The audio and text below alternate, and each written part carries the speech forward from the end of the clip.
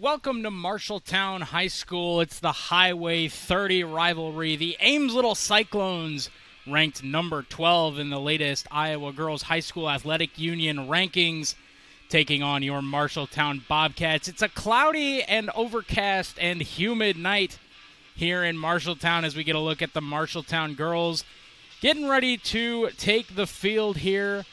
It's the second meeting of the season between the Little Cyclones and the Bobcats. They met just as the season began early on in June. The Little Cyclones took the sweep in that doubleheader, 7-0 in Game 1 and 9-1 in Game number 2. There you see the Little Cyclones in their black and orange pinstripes. We'll take a look at the Ames starting lineup here. Leading off, Kaylee Mesker in right field. Jaya Tylen in center field. Number 8, Cameron Johnson, the shortstop, will bat third. Josie Tylen will be at third. Maya Geffrey behind the plate. Sydney Smalley takes the circle tonight for the Little Cyclones in Game 1. Kate Nye in the middle infield at second. Kylie Sodal at first. Haley Craig will be the designated hitter, and Meredith Franson will take the field in left. Make sure you like and subscribe to the broadcast as we take a look at the Marshalltown starting lineup. Gianna Bowney will start Game 1 in center and lead off for the Cats, with Kate Sandvik batting second from shortstop. Lainey Danielson, the first baseman, will bat third, with Aubrey Munt, the right fielder, in cleanup. Briley Danielson, the pitcher, will take the plate fifth for the Bobcats, with Abby Jansen behind the plate batting sixth. Olivia Wise rounds out the middle infield at second base. Kaylin Coleman, designated hitter. Kendall Brummel rounds out the infield at third base, and Brooklyn Smith rounds out our starting lineup out in left field. There we get a look at Megan Von Barren, the Ames Little Cyclones head coach, as the coaching staff for the Little Cyclones rocking their hot pink uniforms. We will be right back here for the starting lineups in Game 1 right after this on your home for the Cats, KFJB-TV.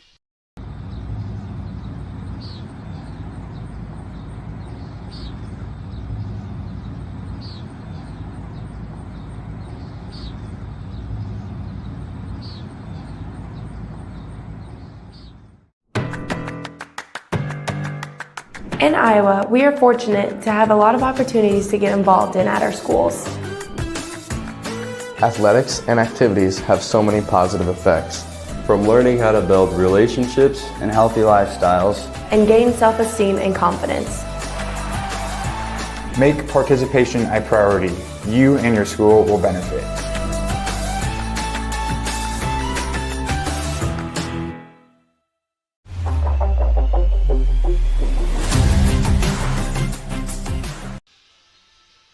The Highway 30 rivalry set to take place here in Marshalltown between the Little Cyclones and the Bobcats. As you see, we are currently waiting on the umpires to get set. Cannot start a baseball game without the boys in blue. And speaking of the boys in blue, we've got some representation from the Marshalltown Police Department here tonight. Of course, the Marshalltown Police Department talking about their new bike patrol. Yesterday, they started a 40-hour bike patrol certification course. As there you see Marshalltown's finest taking to the streets on 2 wheels today instead of 4, and making sure that we are safe and sound here at the Ball Diamonds. Of course, the police officers also waiting for the game to begin. And before we do so, let's take a look at the field view. As there you see the umpires slowly but surely getting to the field here. We'll take a look at the Bobcats starting lineup as they'll take the field in Game 1. There you see it. Briley Danielson at the starting mound there for the Bobcats, with Jansen behind the plate. Danielson, Wise, Sandvik, and Brummel around the horn in the infield, and Smith, Bowney, and Munt guarding the fence for the Bobcats, as well as Coleman there you see as the designated hitter. Well, it seems the umpires are getting ready to get us started here today. You see them coming out on the field, walking by Coach Jason Bowers of the Marshalltown Bobcats. They'll go ahead and meet at home plate. go through their usual pregame discussions.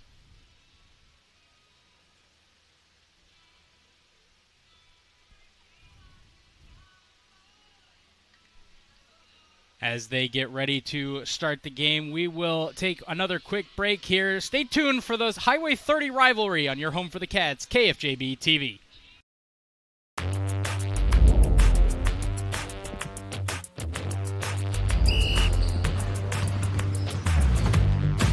Good.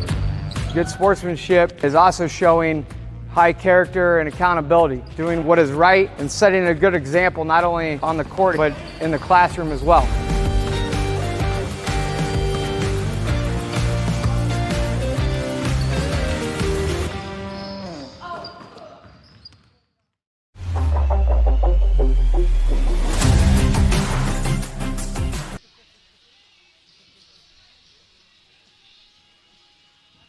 Getting ready for our national anthem here as our head coaches finish up their discussions with the home plate umpire as well as our infield umpire.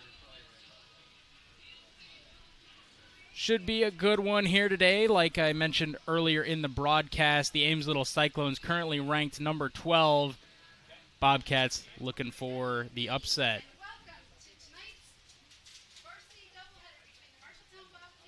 The Ames Little Cyclones have dominated this series against the Bobcats since 2009, 37-13 over the last 50 games. Bobcats will look to turn the tides here. Like I said, in game 1 and 2 of this series earlier in the year, the Little Cyclones picked up a 7-0 win as well as a 9-1 win in that doubleheader. As there we see the Ames Little Cyclones going through their starting lineup and their high five tunnel. Nice little cartwheel there to take the field.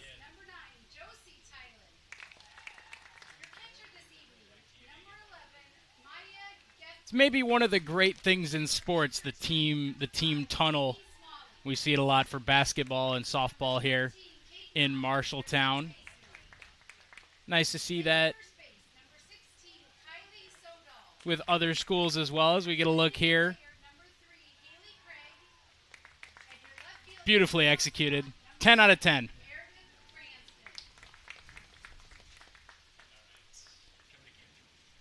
So there you see the Ames starting lineup. We'll get through Marshalltown here. Jason Bowers, the head coach of the Bobcats. Bobcats sitting just under 500 on the year. An 0-2 weekend at the Rose Festival tournament. A 13-3 loss to West Marshall and a 9-0 loss to Pleasantville. As you see there, Kate Sandvik taking the field. Kate had a couple nice plays in the previous KFJB-TV broadcast out at shortstop and then in center field. She'll be at short here in game 1. And then she will head out to center field in game 2 as you see the Bobcats getting lined up here.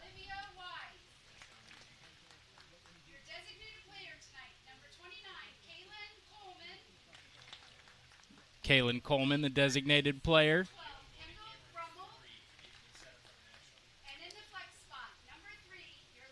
We'll take a brief moment here for the national anthem. And we'll be right back for the opening pitch here on KFJB-TV.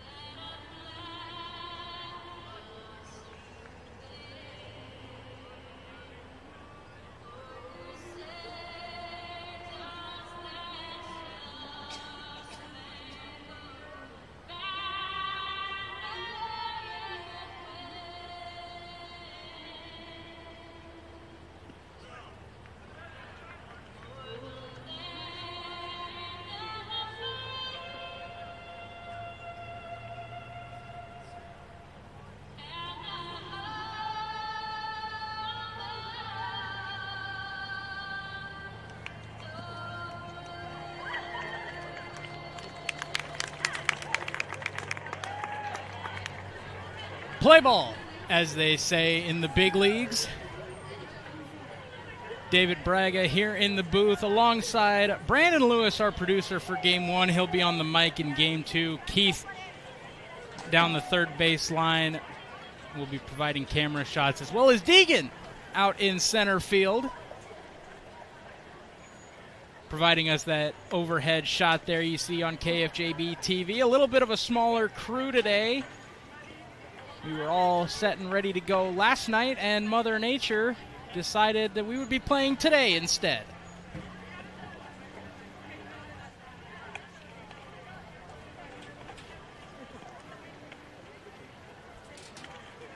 There you see Briley Danielson will take the center circle for us in Game 1 of the doubleheader. Hannah Osgood will be on the mound in Game 2 as we take a look at the Ames starting lineup. Leading off the Little Cyclones here in the first inning will be Kaylee Mesker, the right fielder.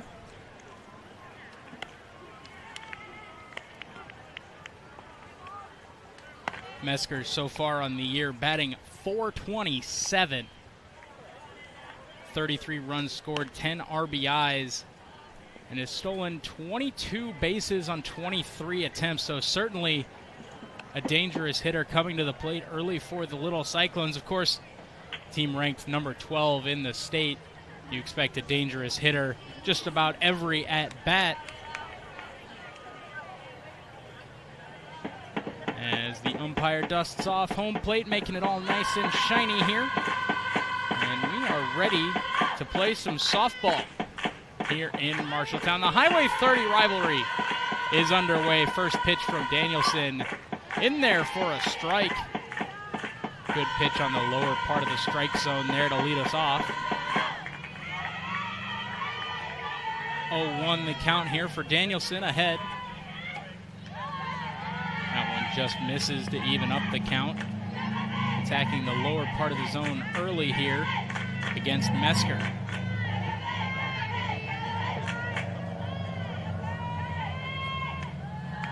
As soon as I say that, Briley goes up in the zone and misses high. 2-1 now the count.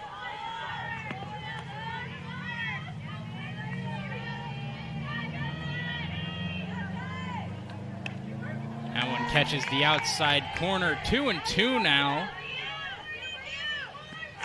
as Briley Danielson looks to get the Bobcats an early first out. That one low in the dirt. The count is full here for the first batter of the game.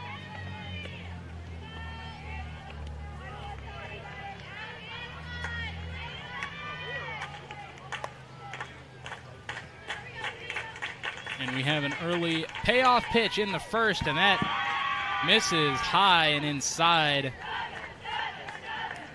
Kaylee Mesker gets aboard with a walk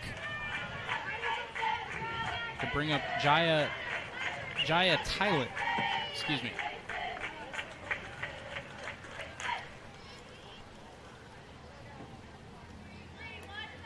Runner on for the Little Cyclones here to lead off the first. And a dangerous one, Kaylee Mesker, 22 stolen bases on 23 attempts. And we've seen the Bobcats fall victim to some steals so far this season. As this time, Mesker does freeze on first. 1-0 the count here as the pitch missed low to Tylen. Drops down the bunt. Throw over to first is in time but dropped, and Mesker will go to third as now the Bobcats have Tylen in a rundown. They'll apply the tag at first, but she gets beneath it, and Kaylee Mesker comes home to score. No, 1-0 Little Cyclones early in the first. Yeah. A couple of mishaps there for the Bobcats, and just like that, nobody out and a run home already here in the first for the Little Cyclones.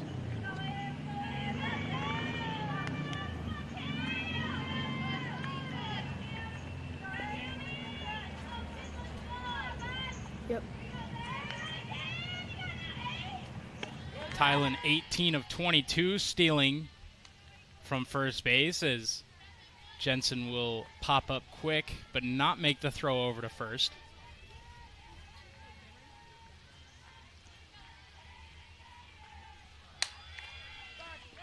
That hot shot to shortstop gets into left field, a base hit.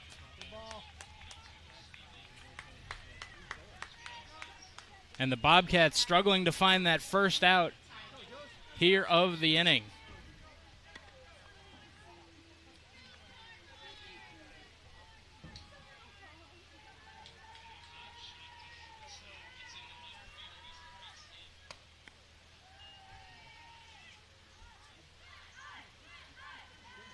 More games being played here in the infield as Bobcats will make the throw over to second, but not in time. Ames already daring the Bobcats to make that throw.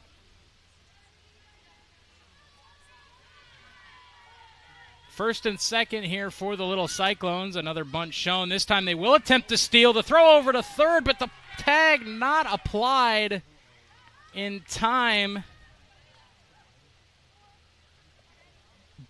Brummel just missed that lead leg sliding into third, and the Bobcats can't get the lead runner. Brummel can't believe it. The third base umpire over there made the call. Second and third now for the little Cyclones. Still nobody out here in the top of the first, as Jaya Thailand on the double steal advances to third. And now Briley Danielson struggling to find the strike zone. 3-1 the count here to the cleanup hitter, Josie Thailand.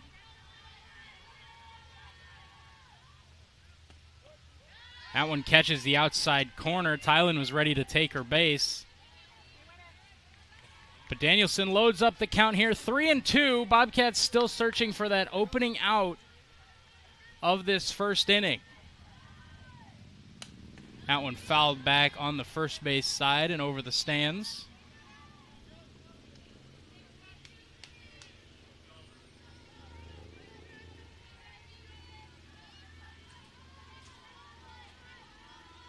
Another payoff pitch here from Danielson. That one ripped to short. Kate Sandvik, a diving stop, throws over to third, not quite in time. But Sandvik does make the play over at shortstop.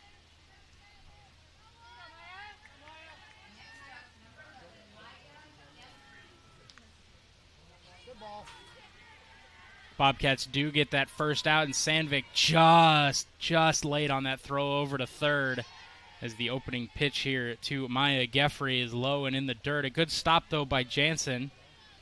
1-0 the count. One out here for the Bobcats in the top of the first. Ames striking first early on a couple miscues from the Bobcat infield. This one ripped hot down the third base line. That'll bring home two.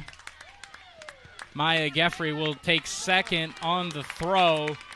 And just like that, it's 3-0 Little Cyclones.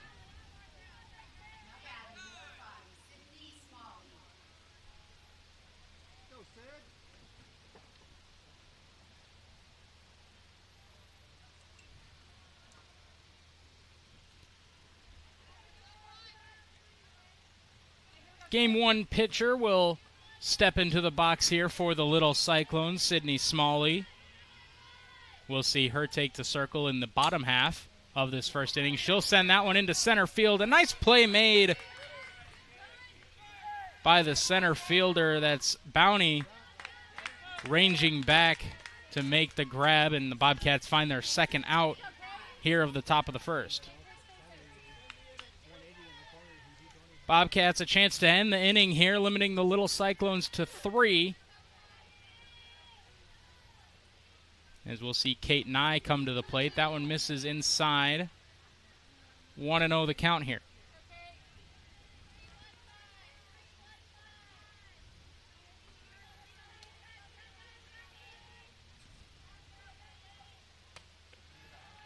That one also misses just high of the zone there. To Kate Nye, the second baseman here for the Little Cyclones today in game one. That one catches the outside part of the zone for Danielson. They'll check the runner at second. Tag applied by Olivia Wise, but already returning to the bag was Geffrey.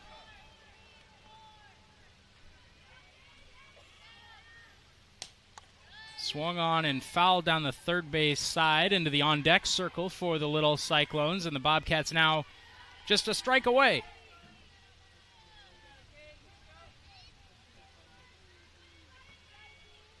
Two count here to Nye, the second baseman, as there you see Geffrey on second base. Danielson, the pitch, swung on and missed. Throw over to first. Third base umpire said safe, and they'll take a second here to discuss it. It looked like Jansen caught the swinging strike, as we'll have a gathering here between the pair of umpires, and they will make the call out, as Jansen did catch the third swinging strike. So that'll go as a strikeout there for Briley Danielson to close out the top of the first, as Kate Nye caught swinging and missing at the plate. The Bobcats will look to rally early in the bottom of the first. They'll send the top of the order up to bat. Leading off will be Gianna Bowney, the center fielder. Had a nice play ranging back in that top of the first inning. There you see our Sandvik starting lineups, and Kate Sandvik will be batting second for the Bobcats. Also had a nice play there in the infield to record an out for the Bobcats, and nearly got herself a double play there on the throw over to third. As there we see Sydney Smalley taking the center circle here for the Ames Little Cyclones. Smalley, an impressive 12-3 record so far this year, a 3.38 ERA,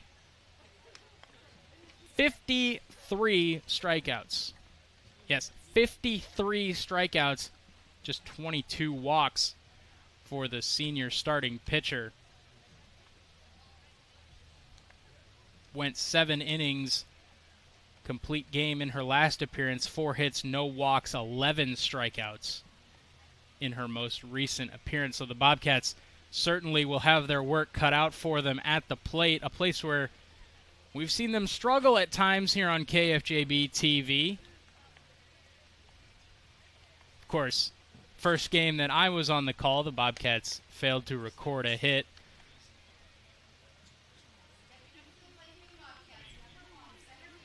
Gianna Bowney, the center fielder, will lead off the Bobcats here in the bottom of the first inning. As there you see Jason Bowers in the all-white, a smart clothing decision here in this summer heat in Marshalltown, Iowa. Bowney will step into the box. She'll take that aggressive stance that we've become so used to seeing here out of the lefty. First pitch here from Smalley. Swung on and fouled hard back into the backstop. Bowney,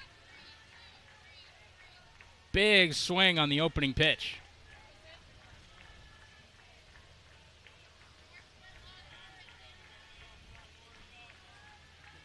Oh, 1 the count here. Bowney takes a strike looking, and quickly down 0-2 here to lead off the bottom of the first.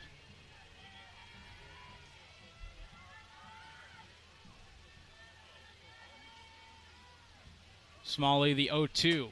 That one misses high. Up at the shoulders, and 1-2 now the count as Bowney smartly lays off. Another one up in the zone there misses, and as quickly as she was down 0-2, the count now even at 2-2.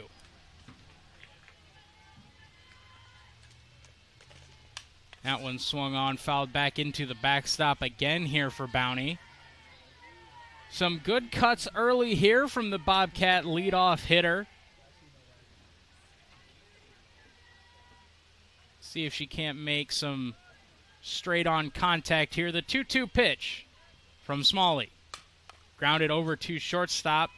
Throw over to first is in time. That's Cameron Johnson, the shortstop, makes the play over to the first baseman. Kylie Sodal, the freshman. Kate Sandvik into the batter's box for the Bobcats. Swinging early, that one left field right at our very own Keith Stewart again. We had a discussion during the last broadcast that got rained out of what type of ball would hit Keith the most during next year, and well, if Kate Sandvik has her way, it might be a softball. As 1-1 now the count here to Sandvik as second offering misses high and inside.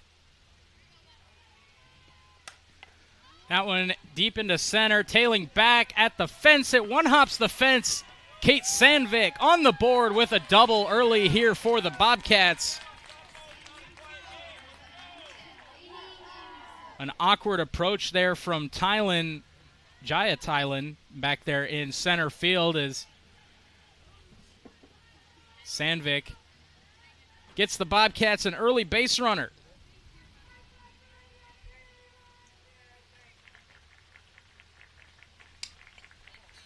Another one fouled back here for the Bobcats.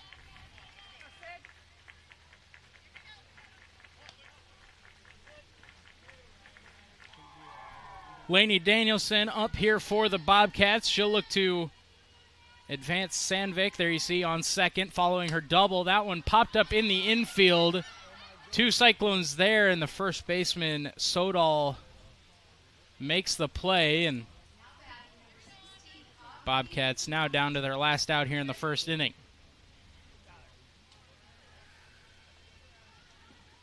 Cleanup spot for the right fielder, Aubrey Munt. The right-hander steps into the batter's box. First pitch, swung on and missed on the outside part of the plate. So far, Sydney Smalley, complete control there from the circle. A lot of strikes and a lot of good pitches here. Is that one another swing and miss there from Munt? Quickly, Smalley ahead in the count, 0-2 again. Sandvik anxiously awaiting the pitch there over at second as Munt gets a hold of one, but it's fouled back over the first base part of the grandstands here.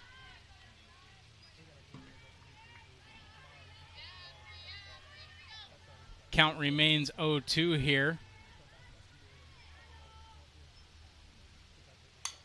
That one looped into shallow right, run on and caught. Mesker, a great read on the looper from Munt.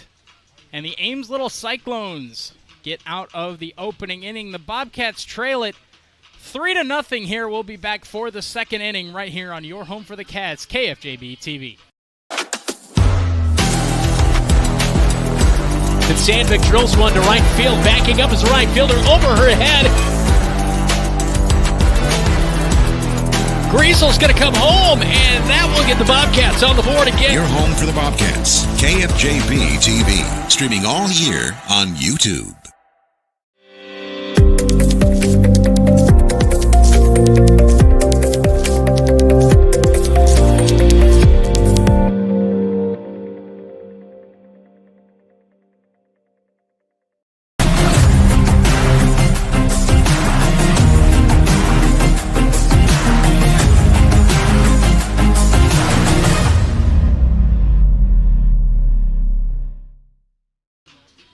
Welcome back to Marshalltown softball here on your home for the Cats, KFJB-TV. The Bobcats trail it early 3-0. A lot of early contact from both teams. The Little Cyclones took advantage of a couple errors there from the Bobcats in the top of the first. Really a lot of aggressive at-bats here from both teams to start the day, as Kylie Sodal will take the bat first for the Little Cyclones. First baseman for the Little Cyclones takes ball one outside from Briley Danielson.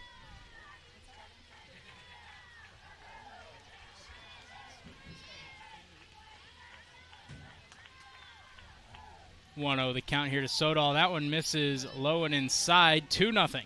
the count. And 3-0 our score here.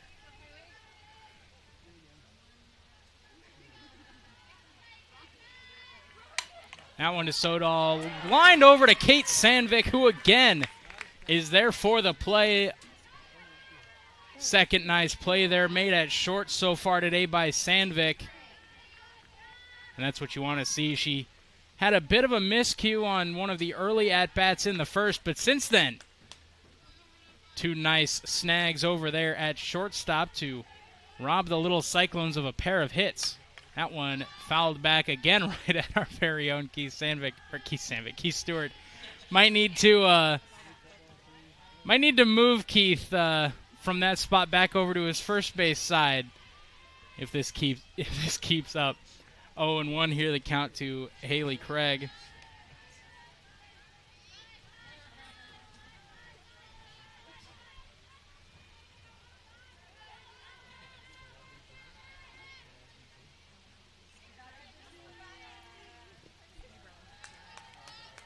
Craig takes low there on the 1-1 pitch. Now 2-1 the count.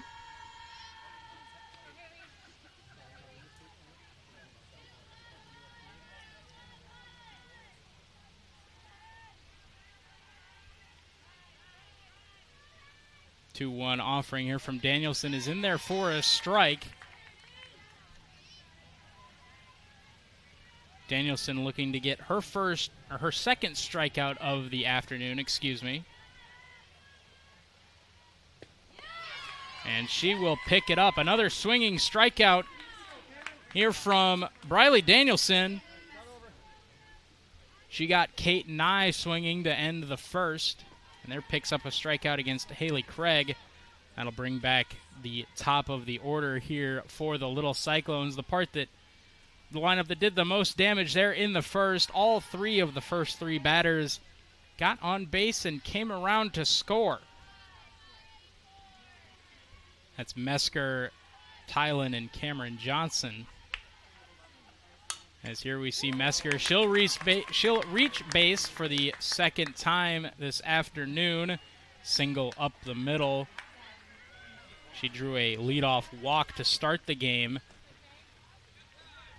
Dangerous runner aboard for the Little Cyclones. 22 steals on the year. So that'll bring up Jaya Tylen.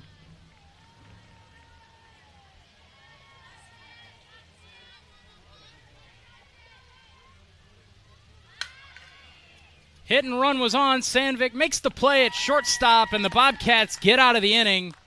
Kate Sandvik, a nice play at short.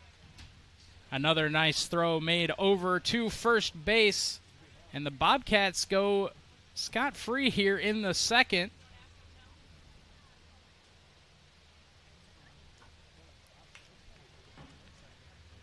Briley Danielson picks up her second strikeout, and a couple nice plays made by Sandvik over at short. And just like that, the Bobcats will be back at the plate. It'll be Briley Danielson, the pitcher, to lead us off.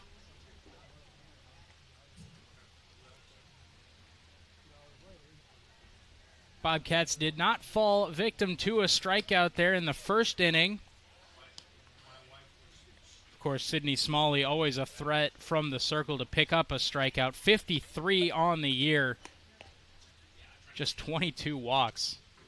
A very impressive resume from the senior, who in her last game, no walks and 11 strikeouts over a full 7 innings strong. We'll see if the Bobcats can find another base runner. Kate Sandvik had a double to center in the first inning, and other than that, three hits robbed from the Bobcats. Bounty ground out to short, and then Lady Danielson and Aubrey Munt both flew out. As here we see Briley Danielson step into the batter's box.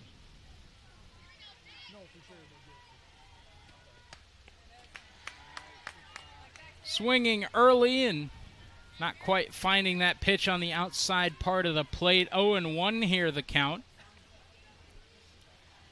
Bobcats certainly not afraid to swing the bat here today. They know Smalley will be certainly throwing strikes here.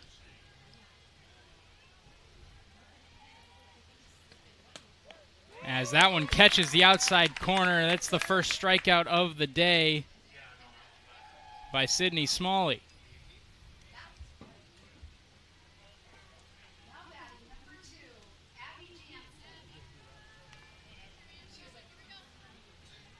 Sure, if that one fouled down the first base side, as I was saying, I'm sure if my normal color commentator Elijah Bond is watching, he's pointing out my commentator jinx once again. Seems to be a common theme here on KFJB-TV. I've been exposed to it early and often in my career of calling games, as second pitch in there for a strike here to Jansen. And very quickly, a Bobcat hitter down 0-2 in the count once again. That one just misses high. 1-2 now the count here.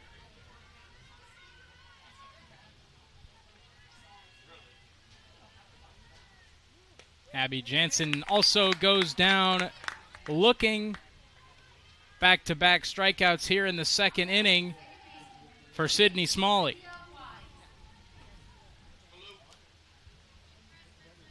Olivia Wise now steps into the batter's box for the Bobcats. A second baseman. We've seen a couple nice plays from her in the field so far this season on KFJB-TV. As she swings at the first pitch. It goes over top of it. 0-1 here the count. Wise batting .256 on the year. Takes a strike on the outside corner, and 0-2 now the count, I believe.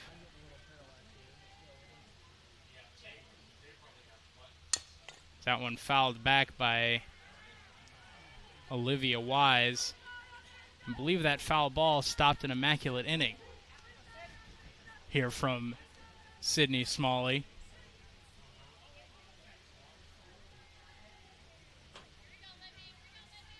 0-2 remains the count. Smalley, the offering. Munt gets a hold of it, but it's a ground ball to Cameron Johnson, who makes the play over to first, and the Bobcats go 1-2-3 here in the second inning. Ames holds on to their 3-0 lead. We'll see the Ames Little Cyclones back up at the plate right after this on your home for the Cats, KFJB-TV. And Sandvik drills one to right field. Backing up is the right fielder over her head. Griesel's going to come home, and that will get the Bobcats on the board again. Your home for the Bobcats, KFJB-TV. Streaming all year on YouTube.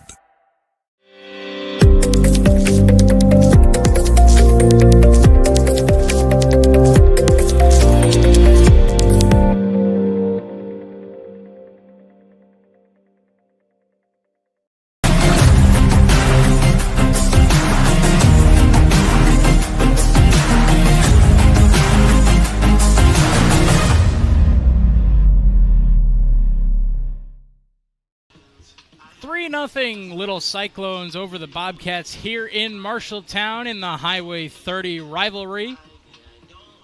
A muggy day here in Marshalltown. As there we get a look at the Ames starting lineup. Leading off for them here in the third will be Cameron Johnson, the one who just made that play to close out the second. Her second at bat so far today. She reached on a single in the first inning.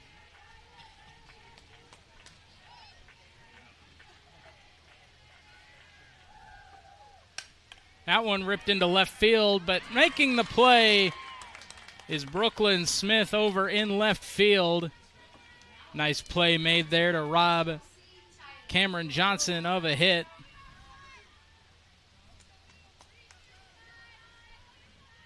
That'll bring up Josie Tylen. There we get a look at Smith making the play over in left. First pitch catches the low inside corner there from Briley Danielson. 0-1.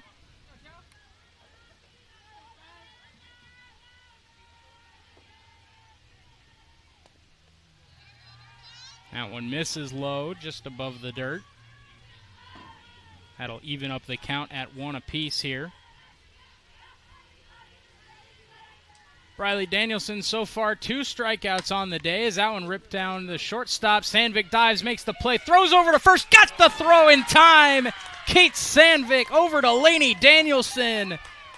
And the Bobcats infield robs a hit from Josie Tylen. Kate Sandvik to Lainey Danielson again. And the Bobcat infield makes a play here in the top of the 3rd. What a stretch there from Lainey Danielson at first to make the play. This one a short looper to Sandvik, who makes the play. And a quick 1-2-3 inning from Briley Danielson and Kate Sandvik. And the rest of the Bobcat defense. Certainly no shortage of star power on the Bobcat infield. Unfortunately for the Cats, trailing 3-0 here in the 3rd. Got to find a way to get those bats going. It'll be tough against a pitcher like Sydney Smalley, but the Bobcats have found contact early in this game, just haven't found a way to poke it through the infield. Kate Sandvik a double earlier in the 1st inning. Aubrey Munt flew out to right field.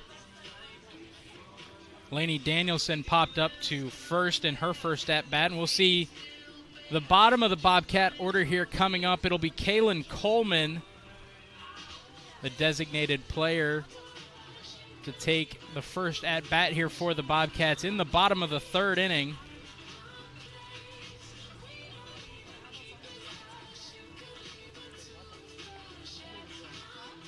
Bobcats looking for something here in the 3rd.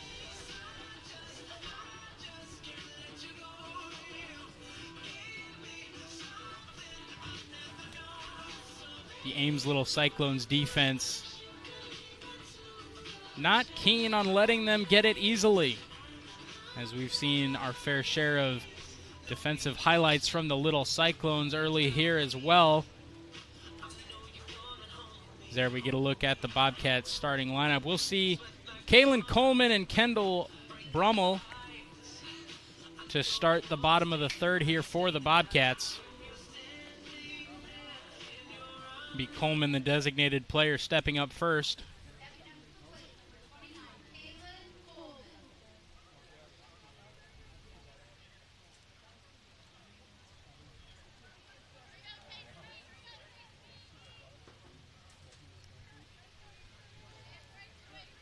First offering here from Smalley in the 3rd. Catches that outside corner again for a strike. 0-1 the count here.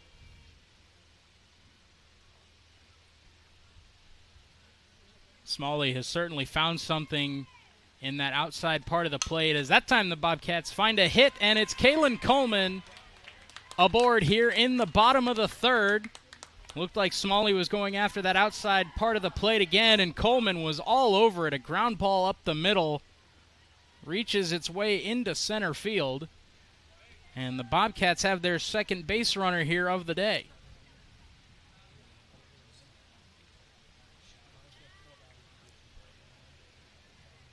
Discussion here at home plate, as it looks like we'll have a pinch runner here.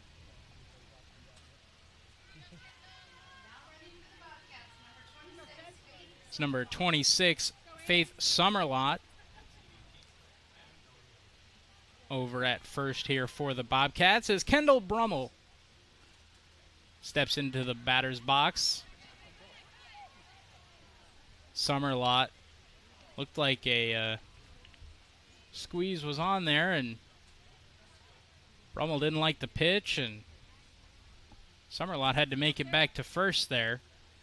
1-0 the count here, as Summerlot did make it back to first without a throw. That one swinging and missing goes Brummel.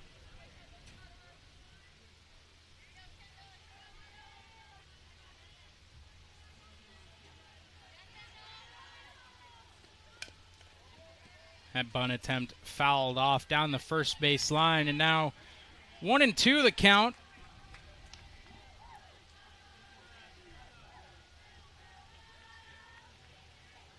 looking to advance Summerlot over at first, who's in running for Kalen Coleman as Rummel swings and misses.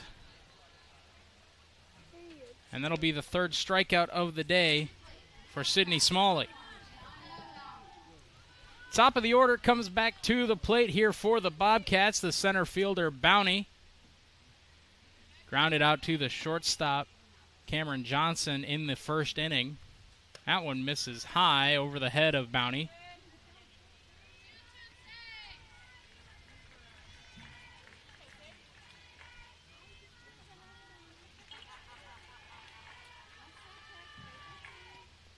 That one misses outside, and quickly Bounty ahead in the count, 2-0.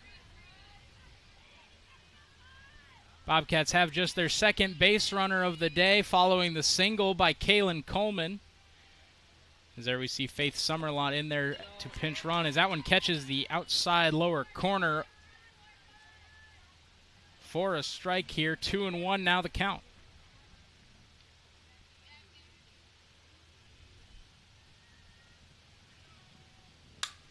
Bounty lifts one in the air to right. Play is made. That's Mesker. Second time she's robbed a Bobcat of a hit here.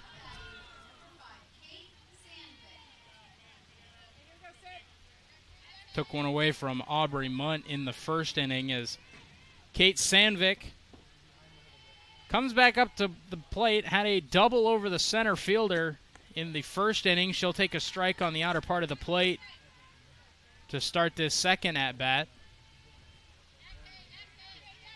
Couple nice plays here so far today in game one for Sandvik on the defensive side to go along with her double. That one misses low, 1-1 now. Sandvik evens up the count.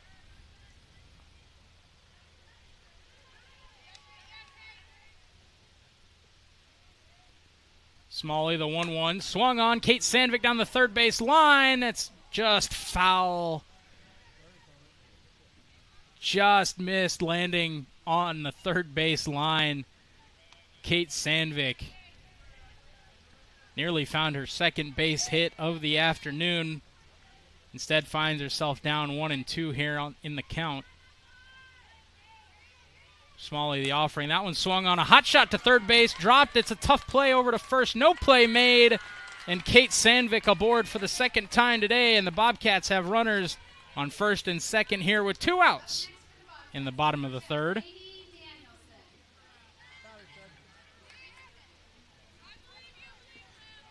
Lainey Danielson up here for the Bobcats. She popped out to first in her first at-bat in the first inning. Also playing first base today in game one, as that pitch misses up and away.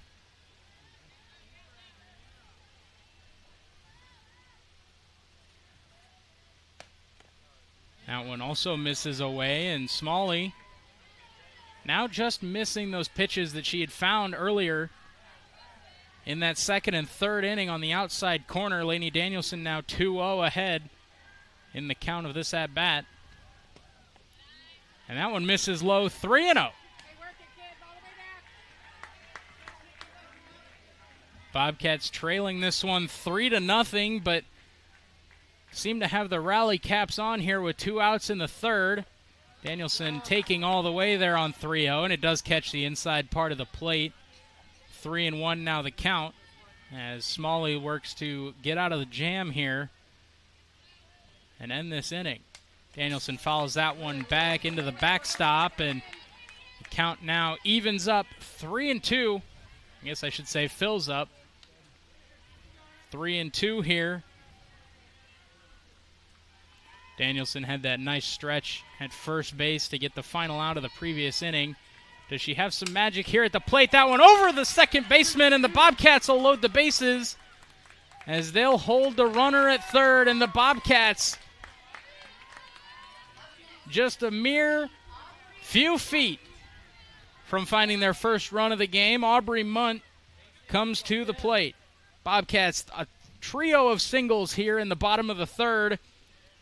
And that'll bring up the cleanup hitter with 2 outs remaining. 2 outs remaining. 2 outs total.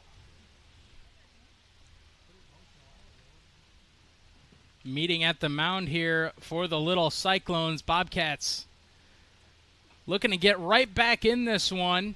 Little Cyclones found 3 runs early in the top of the first, and the Bobcats looking to take that 0 off the board here. Aubrey Munt, the right fielder, could be the one to do it.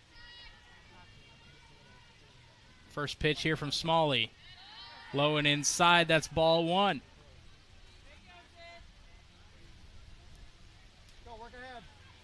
Two outs here. Bobcats will be running on contact. See if Munt can bring a couple home. 1-0 pitch. That one swung on into right field, deep to the pole. Gone! It's a grand slam, Aubrey Munt. The Bobcats lead it 4-0. Aubrey Munt, the bottom of the third, with the bases loaded, puts one over the right field fence, and the Bobcats lead it over the 12th-ranked Little Cyclones. It's 4-3. Aubrey Munt, the cleanup hitter, sends one over the right field fence, right over the 180 sign, down the first base line.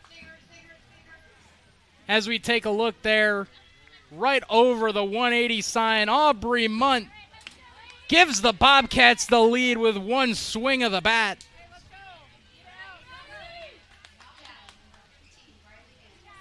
Now Briley Danielson up to the plate. Bobcats with their first lead of the game. That pitch misses high from Sidney Smalley.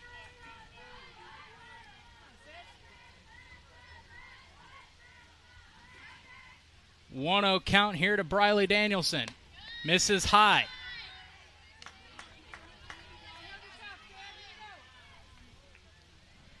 Four-3 Bobcats lead it. A grand slam off the bat of Aubrey Munt gives the Bobcats the lead, and that's 3 straight over the zone from Smalley. 3-0 the count here to Briley Danielson.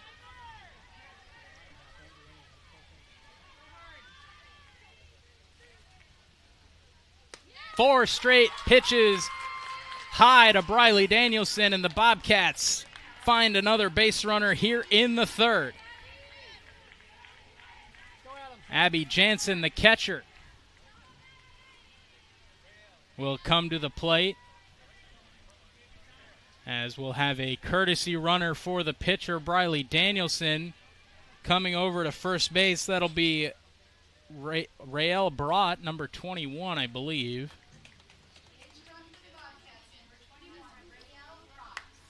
It is Rael Brott, number 21, stepping in at first base there for the pitcher, Danielson.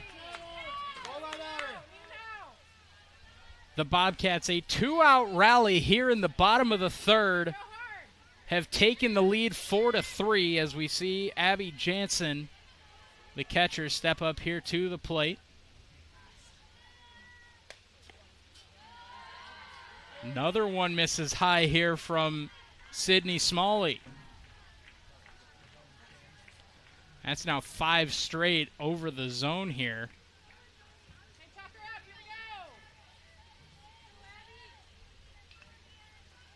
Another one misses high, 2-0.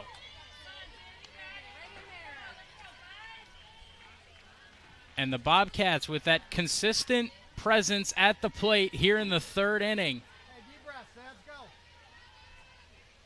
seem to have found something, and they have. 2-0 pitch. Another one high. 7 in a row over the zone for Smalley in the center circle.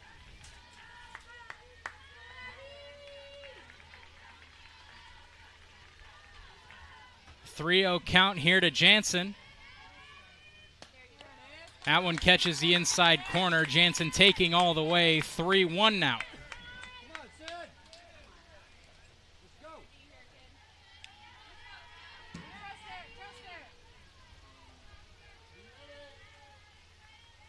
Another one high. Another walk drawn by the Bobcat offense.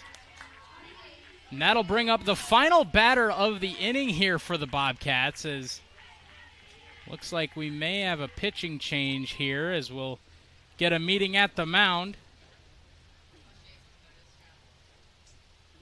And that'll do it for Sydney Smalley. 2 2/3 innings for the starting pitcher.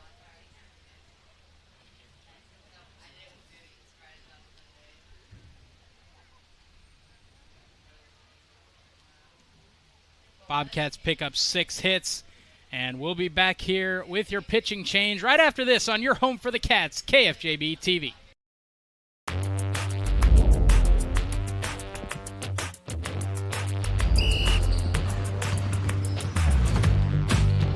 Good. Good sportsmanship is also showing high character and accountability, doing what is right and setting a good example not only on the court but in the classroom as well.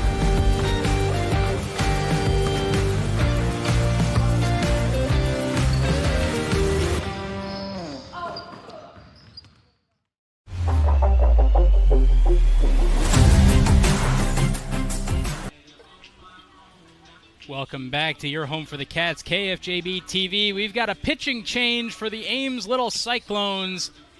Pitching change brought to you by Ethington Heating and Cooling. They're not comfortable until you are. In for the Little Cyclones at the center circle, number 16, Kylie Sodal.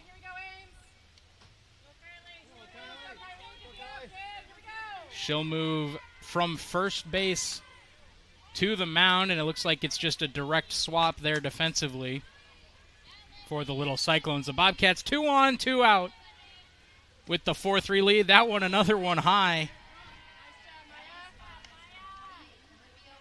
as Olivia Wise up to bat here for the Bobcats.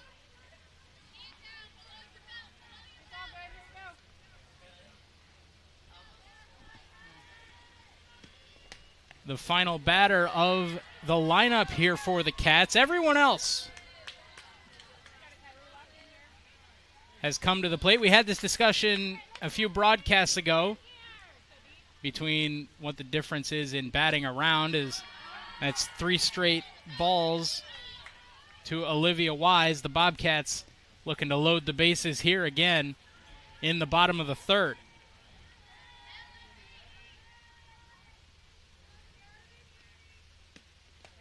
Taking all the way is Wise, and that one's in there for a strike. The first one of the outing here from Sodal.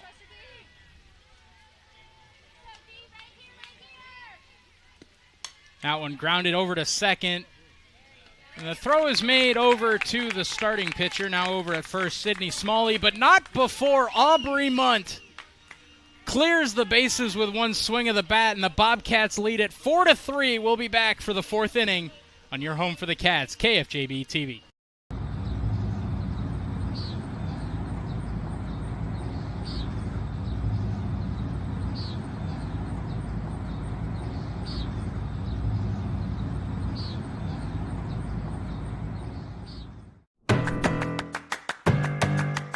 In Iowa, we are fortunate to have a lot of opportunities to get involved in at our schools.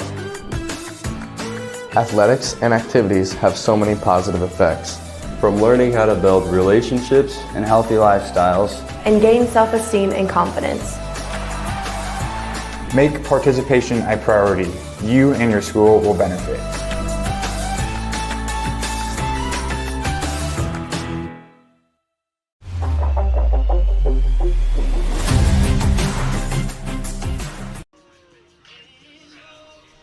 Welcome back to Marshalltown softball on your home for the Cats, KFJB-TV. Ames now trailing for the first time at the plate after the Bobcats. Aubrey Munt sent one over the right field fence with the bases loaded in the bottom of the third. Briley Danielson still out in the center circle for the Bobcats, as we'll see the pitcher, or the starting pitcher for Ames today, Sydney Smalley, who has moved over to first base, leading off here in the 4th. Swings on that one, swung high into right, and that one hops the fence, and Smalley in with an extra base hit to lead off the 4th.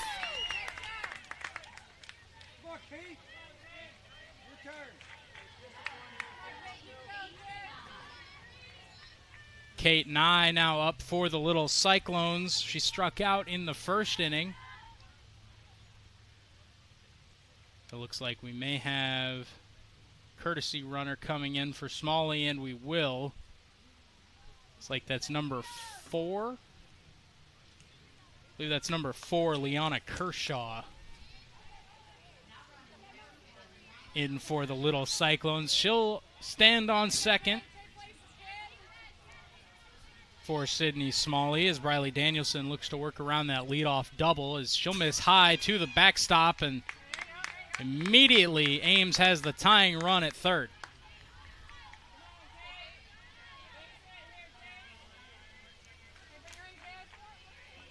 Bobcats took the lead in that bottom of the third inning, but Ames looking to return the favor early in the fourth as that one popped up into left.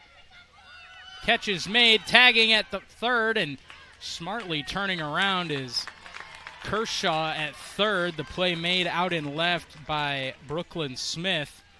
And a nice throw home to hold the runner at third.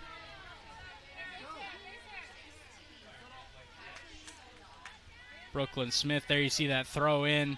One hop to home plate, enough to keep Kershaw at third, and the Bobcats have their first out here of the fourth inning. Danielson misses high on the first pitch here to Kylie Sodal.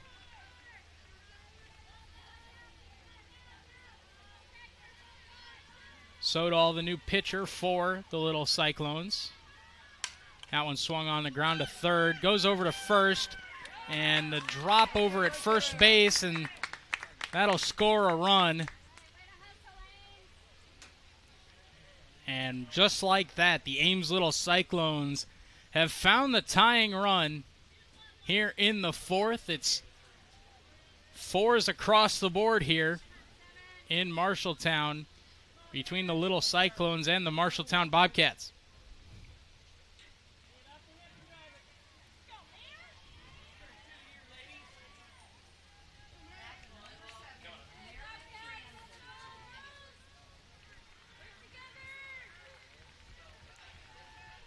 Number 7, Meredith Franzen, will bat for the first time so far today.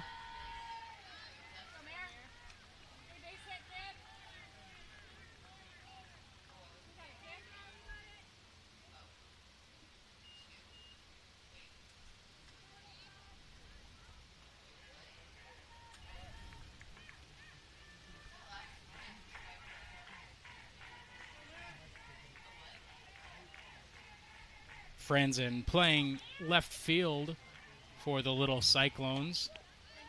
That one in there for a strike. Throw over to first, not in time as Sodal makes it back to the bag.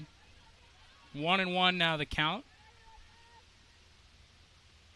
That one misses high, and again, Danielson, a wild pitch to the backstop, will advance a runner, this time to second.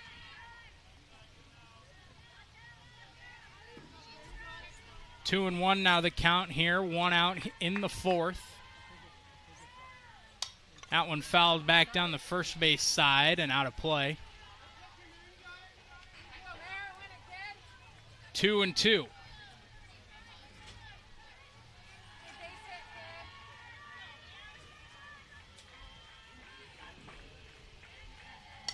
Another one fouled back to the first base side, and that one ricochets off the storage facility back there. Thankfully, our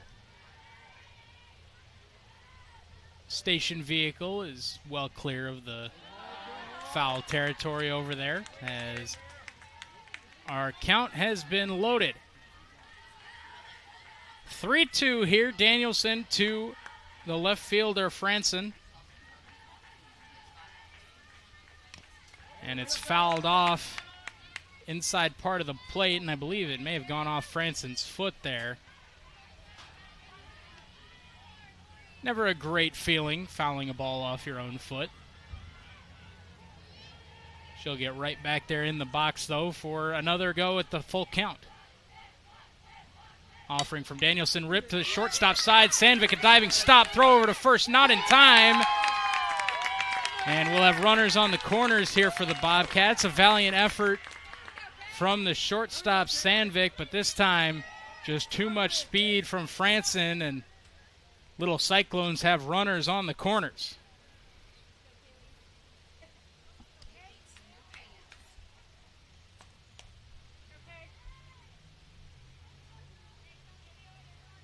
There you see a nice stop by Sandvik, just couldn't quite get the throw there in time. So this will bring up the leadoff batter, Mesker, excuse me.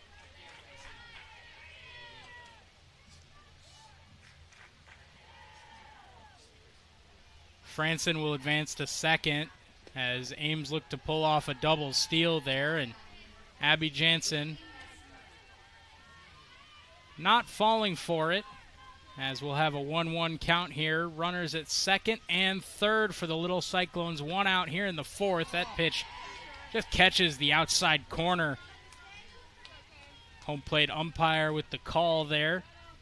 1-2 now, as Danielson looks to work around this tight spot here. Runners in scoring position. That one down the third base side and foul.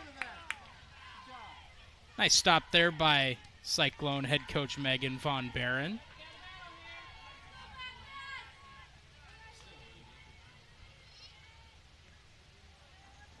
Danielson will give the 1-2 pitch another try. That one just misses outside, and count is tied up at 2 here yet again.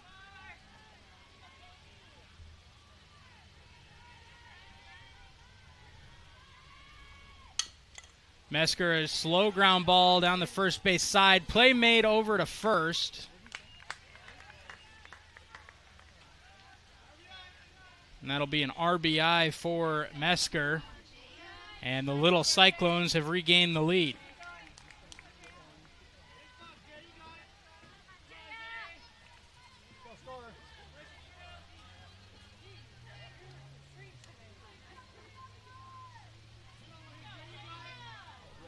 Two outs now for Briley Danielson as the Little Cyclones have recaptured the lead here in the top of the fourth.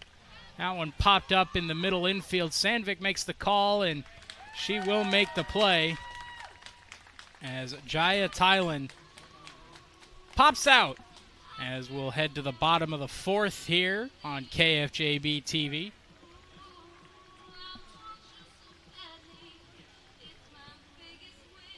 A lot of offense so far in this one. Both teams finding their fair share of hits and runs. Production of today's game is made possible by the Home Rental Center in Marshalltown.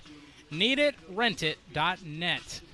I'm going to give a shout out to Keith and Deegan out there getting all the best camera shots for you guys watching at home, as well as Brandon Lewis sitting next to me producing up here in the press box. He'll be on the call for Game 2 of this doubleheader. Makeup game from yesterday when Mother Nature had other ideas for us.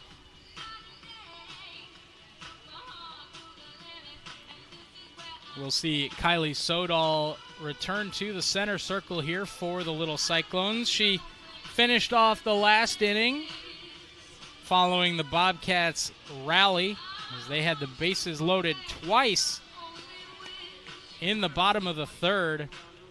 The first time, right fielder Aubrey Munt sent one for a ride right over the 180 sign in right field. That gave the Bobcats the lead, and then the second time with the bases loaded, unfortunately, Olivia Wise, a tough play, a ground ball to second base to end the inning, as we'll see Kaylin Coleman lead off here in the fourth. She started that third inning rally for the Bobcats, got on base with a single.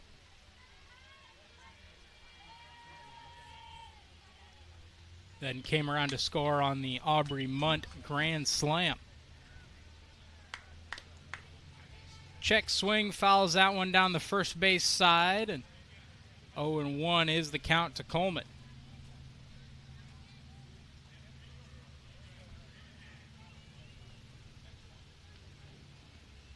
That one misses low and inside from Sodal.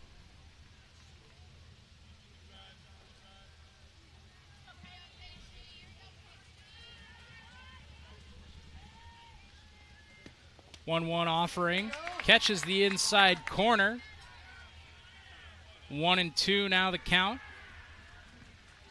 to the designated player, Kaylin Coleman.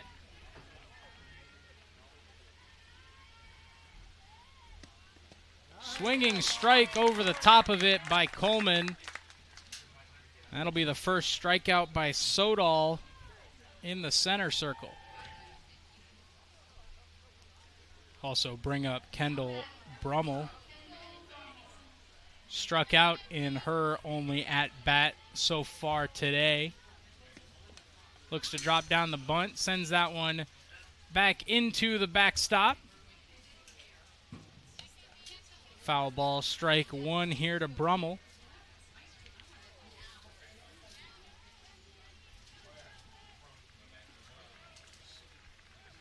Oh, 1 offering here from Sodal.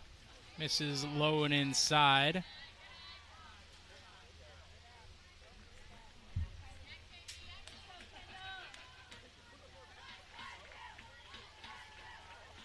Bobcats trail this one by 1 as Brummel pulls back on the bunt attempt, and that'll be 2-1 now the count.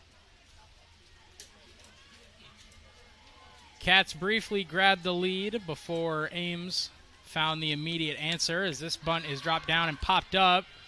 Play over to first, not in time.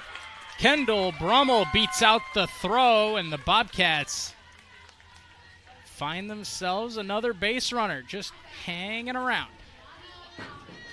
Hanging around here with the 12th ranked team in the state here in game 1.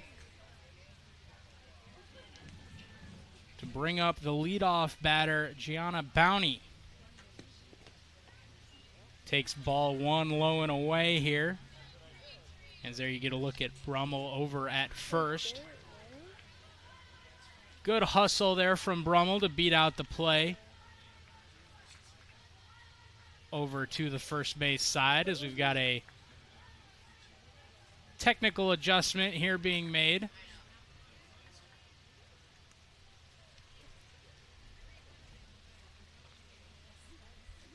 It's with the catcher, Maya Geffrey.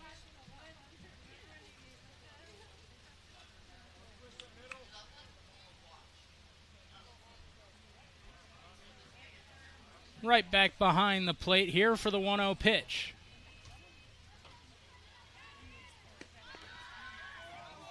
Bowney looked to drop down the bunt there, and it looks like she fouled it maybe off the leg there. The catcher, Geffrey, she is leaned over there at home plate. Maybe, looks like that maybe caught her thigh there coming off the bat of Bowney. It was a high pitch. Bowney tried to reach up and lay down the bunt, and the ball came down right at Geffrey and rolled foul. As have a quick little meeting at the mound here for Geffrey.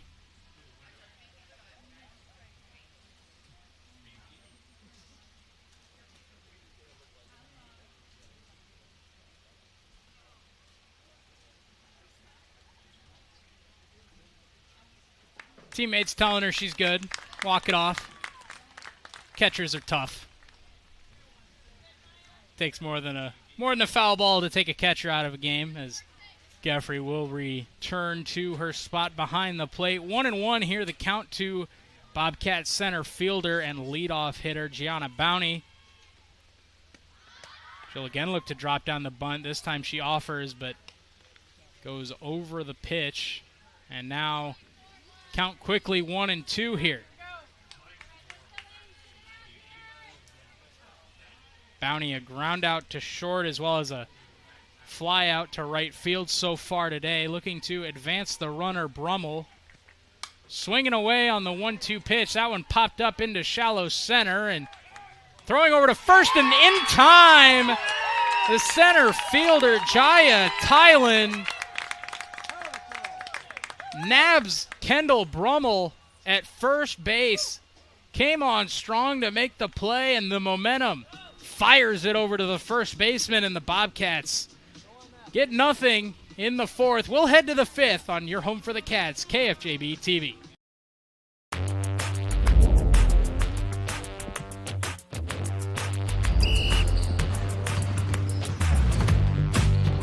Good.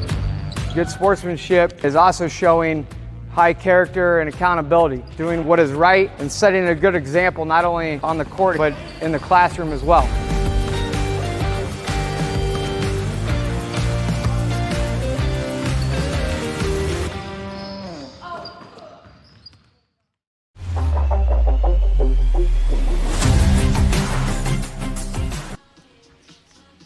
Welcome back to Bobcats softball on your home for the Cats, KFJB-TV.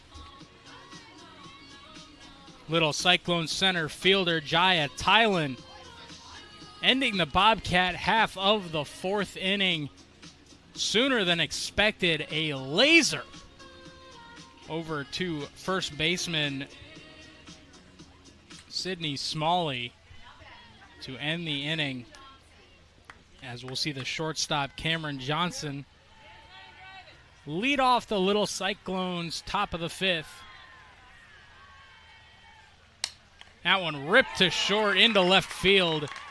Hard ground ball, base hit for the shortstop, Johnson. Here to lead off the fifth, and that'll bring up Josie Tylan. Been playing at third base today for the Little Cyclones, as a bit of an equipment adjustment over there at first. Getting that inside hand a glove.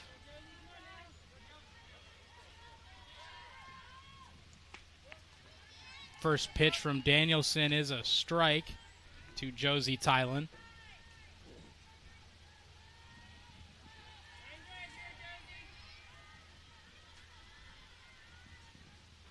That one swung on in the air to right. Munt is under it, and she'll make the play. She'll make an effort to throw out the runner at first as well. This one not quite in time, but a batter retired nonetheless for the Bobcats, and that'll bring up the catcher, Maya Geffrey. Take a pitch high and inside, throw it over to second. Well short and not in time, and that'll be a base stolen by the shortstop, Cameron Johnson. Put herself in scoring position at second base with the Little Cyclones leading 5-4. That pitch catches the outside corner. Quick check back to second there, Olivia Wise. Making sure Johnson doesn't get too far out in front. That one misses outside.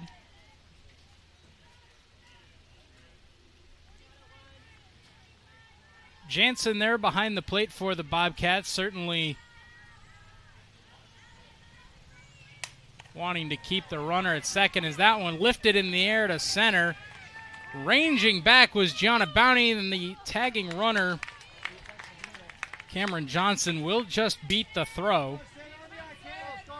Would have been a heck of a play there from Bounty, as she had to tail all the way back near the warning track to make the play there. But she will get the batter out. That'll bring up Sydney Smalley. She'll put one in the air to right. Aubrey Munt is over, and she'll make the play. Aubrey Munt keeps the lead at 1. As there you see all 4 runs on the board for the Bobcats off the bat of the right fielder. A grand slam from Aubrey Munt in the third inning. Gave the Bobcats a brief lead, but the Little Cyclones in the fourth retook it. Now we'll see if the Bobcats can find the answer here in the fifth.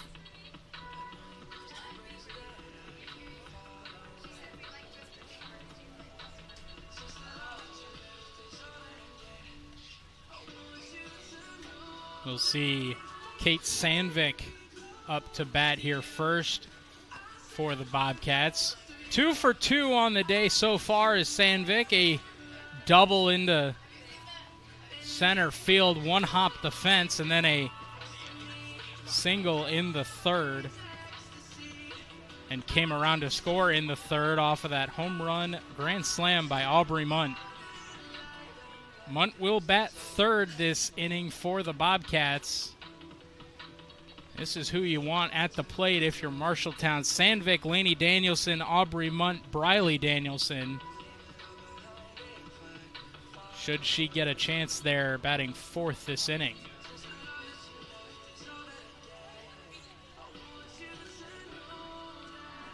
As out comes Geffrey here for the final warm-up pitch. She'll fire over to second base. And we'll see the shortstop, Kate Sandvik, step up into the batter's box.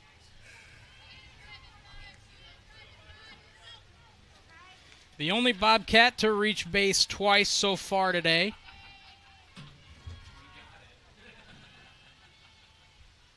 First offering here from Sodal to Sandvik. Looped in the air to left, and play is made there by Franson, and Sandvik just can't find the gap there in the outfield. And that'll be the first out here of the fifth inning. Lainey Danielson, a part of those three singles in the third inning before the Munt grand slam, will come up to bat. That one lifted in the air to right. And another routine fly ball out here for the Bobcats in the bottom of the fifth. And that'll bring up Aubrey Munt.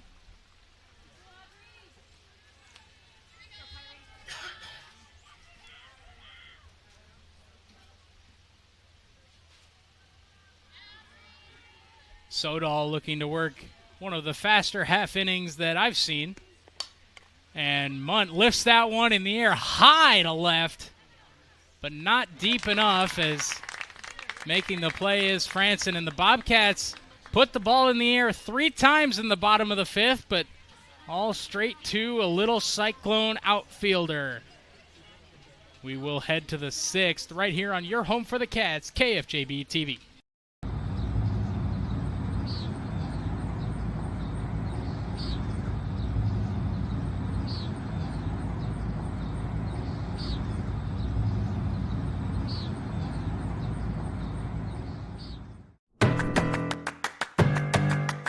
In Iowa, we are fortunate to have a lot of opportunities to get involved in at our schools. Athletics and activities have so many positive effects. From learning how to build relationships and healthy lifestyles, And gain self-esteem and confidence. Make participation a priority. You and your school will benefit.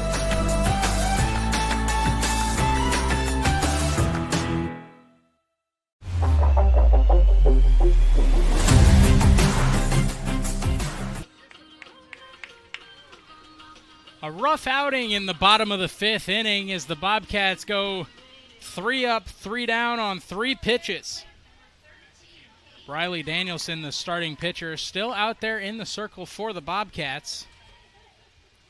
He's done a good job so far today, as Olivia Wise will charge in to make the play just in front of the second base bag, just behind Briley Danielson, to get the first out of the inning.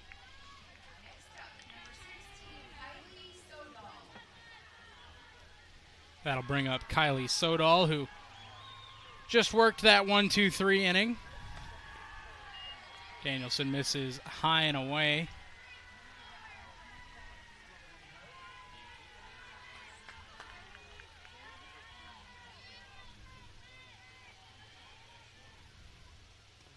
That one misses low and in the dirt. Looks like Bobcat baseball hanging tough here. It's like that game is tied at 4. As Bobcat softball looks to make a comeback, Olivia Wise. 2 fly balls to second base and 2 outs made by the second baseman for the Bobcats here in the 6th inning.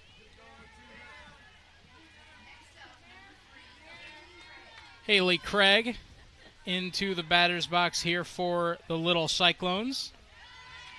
Swinging and missing on the first pitch. That's in there for a strike.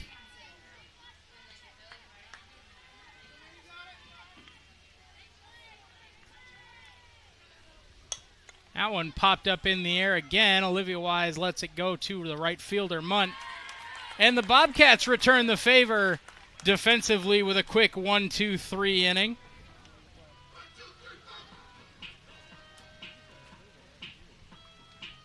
We'll head to the bottom of the sixth here. The Bobcats trail it by 1, but they've hung tough here against the 12th-ranked team in the Ames Little Cyclones, previously ranked up in the top 10 at number 8. Certainly a strong season going for the Little Cyclones. 20-8 so far on the year. And actually during that last ranking they were 15-7, so a 5-1 week here just recently for the Little Cyclones. It will be Sodal once again in the center circle. We take a look at our very own Keith Stewart over there down the third baseline. He's had a couple foul balls come his way today. Kate Sandvik, of course, had to send one over there, and had a couple other ones make their way over there. None quite as close as the previous broadcast that we did that landed right in his lap. He had to move the camera.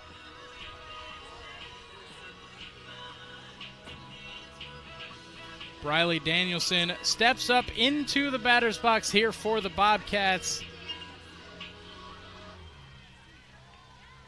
She's pitched extremely well here today for the Bobcats. We'll see if she can do some damage at the plate. She struck out her first at-bat and then walked on 4 pitches right after the Aubrey Munt grand slam in her most recent at-bat. Swinging big there on the second pitch of this at-bat.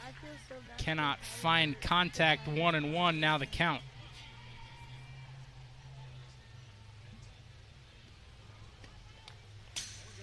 Got a piece of that one, getting ever closer to that base hit as she'll foul this one back to the backstop. 1-2 now the count here from Kylie Sodal to Briley Danielson.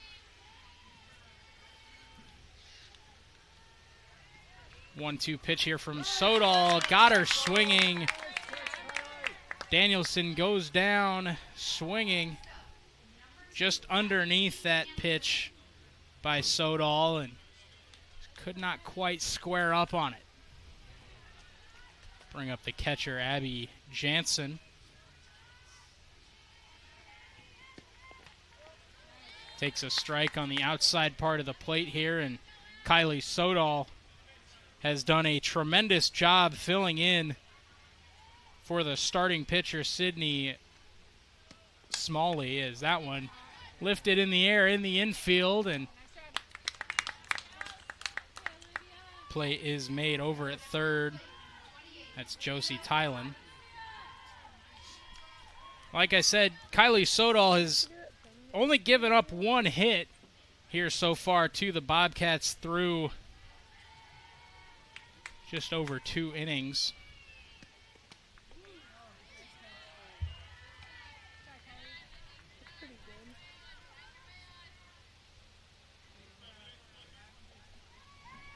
So bring up Olivia Wise, who recorded a couple outs.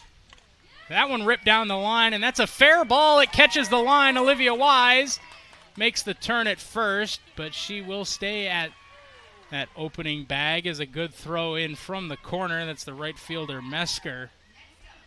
It's a good job holding the runner there at first, but Olivia Wise on base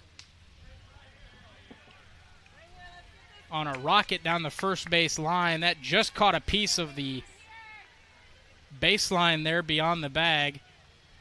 And Olivia Wise on base for the first time today. Big swing and a miss there from Kaylin Coleman. That's just the second base hit given up by Sodal. And you're looking at the batter who had the other. Excuse me, it was Brummel that had the other.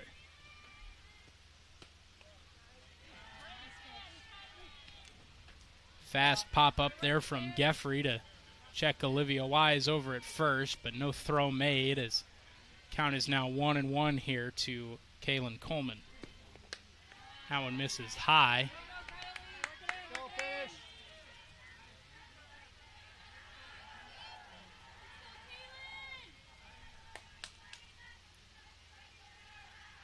Coleman to take the 2-1 pitch, fouled off the plate, and will land foul there right next to Geffrey, the catcher. 2 strikeouts so far on the day from Sodell.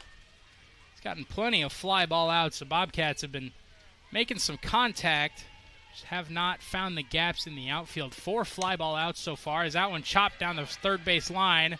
Throw made over, and it's in time to get Kaylin Coleman, and the Bobcats will have to rally in the 7th. The Ames Little Cyclones lead it 5-4 right here on your home for the Cats, KFJB-TV. And Sandvik drills one to right field. Backing up is the right fielder over her head. Griesel's going to come home, and that will get the Bobcats on the board again. Your home for the Bobcats, KFJB-TV. Streaming all year on YouTube.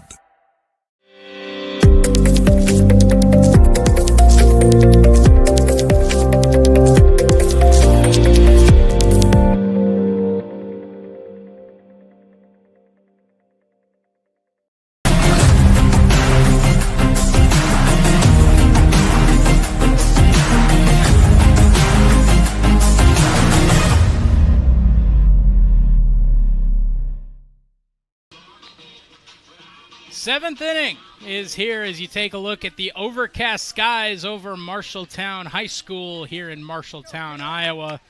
The Highway 30 rivalry, just like the temperatures this summer, is heating up. As we head to the 7th inning, the Little Cyclones recaptured the lead in the 4th inning and have not been able to extend it, but they'll look to do so here in the end as Briley Danielson remains out there for the Bobcats. She has done a very nice job from the circle here today. She finds a strike on the first pitch and then misses low and away here.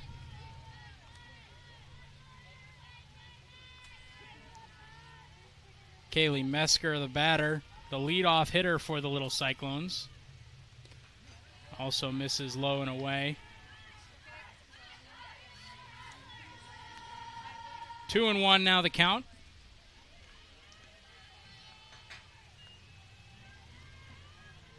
Danielson offers here.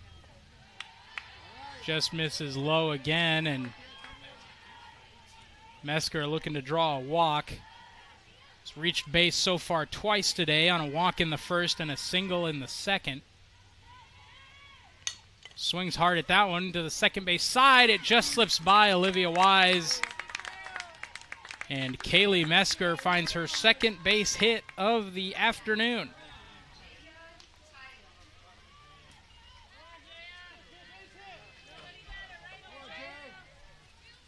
Jaya Tylen now up to bat here for the Little Cyclones. Umpires checking with everybody, getting that inside sliding glove on at first base.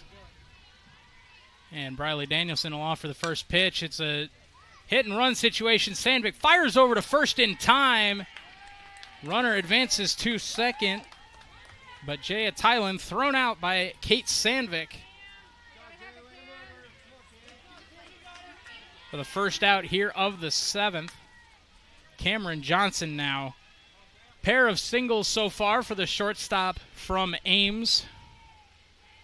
Also a line out. That one ripped down the third base side, and they'll get the lead runner in a rundown, and the throw is made back to second, but dropped by Olivia Wise. Trying to tell the umpire that she had the ball in her throwing hand, but it'll be a fielder's choice there for Cameron Johnson. As the Bobcats tried to get the lead runner, but a miscue at second results in both runners getting aboard, and that one a ground ball up the middle. Sandvik holds the ball. And the Ames Little Cyclones have the bases loaded here in the top of the 7th, leading 5-4. Bring up Maya Geffrey, the catcher, for the Little Cyclones, looking to potentially put this one to bed once and for all, leading by 1 with the bases full and 1 out. Couple tough plays in the infield here for the Bobcats in the 7th. That one ripped in the air to center field. Bounty is back at the wall. Off her glove, and she'll make the throw in. Ames will send a second runner home, and that'll be 2 runs scored off of the error by Bounty back at the wall.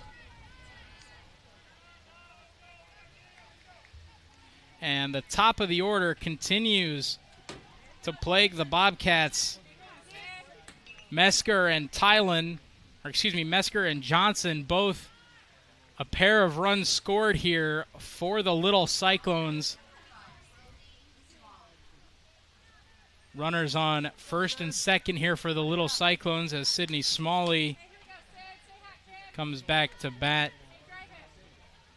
looking to continue this run by the Little Cyclones as Danielson misses up and away there on the opening pitch of the at-bat.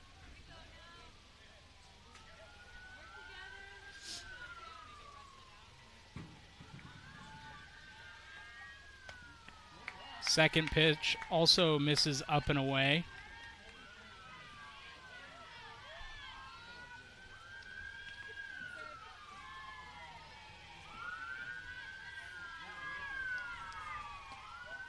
That one catches the inside part of the plate there for Briley Danielson. As we talked about the Marshalltown Police Department, looks like we've been called into action there behind us in center field.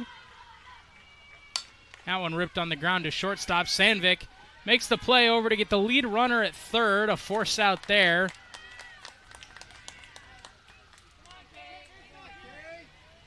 And the Bobcats get that second out without letting a runner get to third. There's now 2 outs here in the 7th.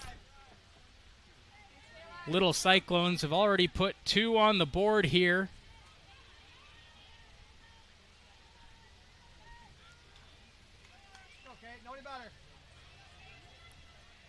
Kate Nye up to bat here for the Little Cyclones. Runners at first and second, 2 outs.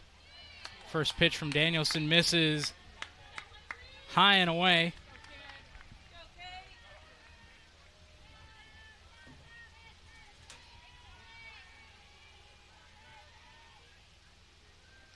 Swing and a miss on the off-speed pitch there by Danielson. Evens up the count at 1 apiece here to Kate Nye. It's been a struggle at the plate so far today for Nye. A strikeout and 2 flyouts, 1 to left and 1 to the second baseman, Olivia Wise. Another off-speed pitch catches Nye swinging. And Danielson looking to get out of this inning, limiting the Little Cyclones to just 2. As the Bobcats trail this one by 3, 7-4. That one inside, but Nye fends it off down the third base line, right to one of the assistant coaches over there wearing the pink Little Cyclones t-shirts. Seen a couple foul balls right over there to the Little Cyclone dugout as Danielson will look for the out a second time. This one fouled back the other way into the backstop on the first base side, and Nye continues to battle at the plate.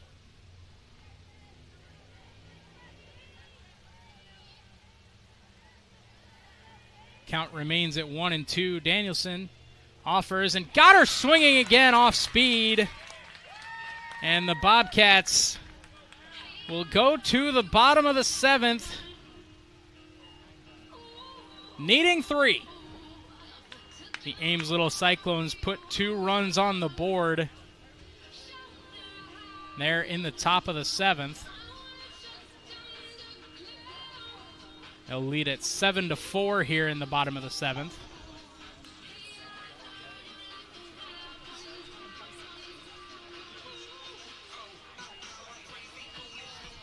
Bobcats will see the part of the lineup that has had some success for them today. Kendall Brummel found a base hit in the 4th inning. She will lead off the 7th for the Bobcats.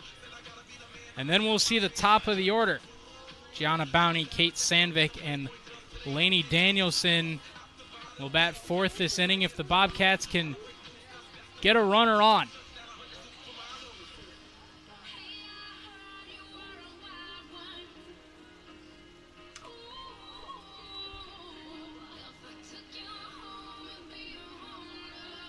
Sodal will look to presumably finish this game here for the Little Cyclones, as she has been tremendous in the circle coming in for Sydney Smalley.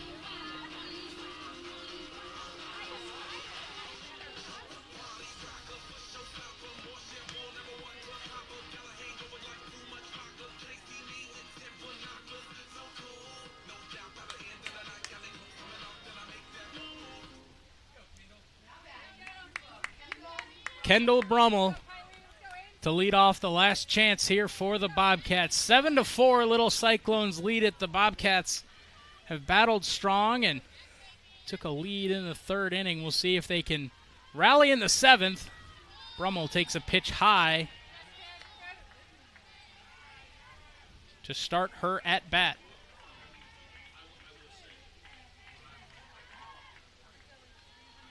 Second pitch from Sodal is in there for a strike. Umpire signaled that it was tipped there by Brummel into the glove of Geffrey, and that'll be strike 1.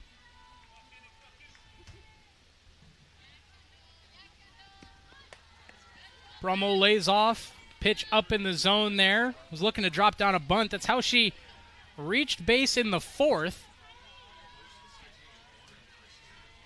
2-1 now the count following the layoff. She'll look to drop down a bunt again. This time another successful bunt, but the throw this time is made. That was the pitcher, Kylie Sodal, charging up to make the play. 2 really good bunts today from Kendall Brummel, but this time good bunt, better throw as Sodal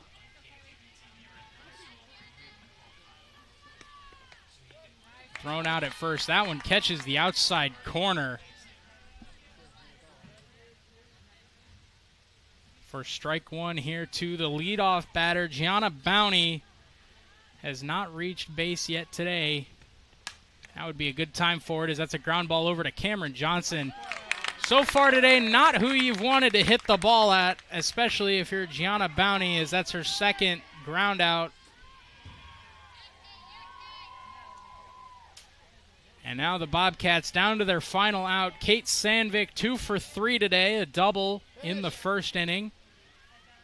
Then a single in that 4-run 3rd for the Bobcats. She'll take a pitch high up at the shoulders for ball 1 of this at-bat in the 7th.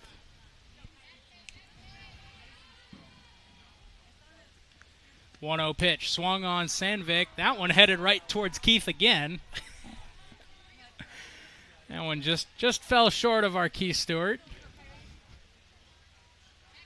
1-1 now the count here to Sandvik, who has had her fair share of hard contact so far today, just needing to straighten it out. That one a ground ball to Cameron Johnson, who makes the play over to first. And the Ames Little Cyclones will take game 1 of this doubleheader, 7-4. Marshalltown not without their moments, some great defensive plays that they'll look to build on for game 2, as well as a grand slam by the right fielder, Aubrey Munt, gave the Bobcats the lead momentarily in the 3rd inning, but too much firepower from the 12th-ranked team in the state, the Ames Little Cyclones. They'll take the win in game 1. We'll be back for game 2. Voice of the Bobcats, Brandon Lewis, will be on the call for that one, as we'll see the Highway 30 rivalry finish up right here on your home for the Cats, KFJB-TV.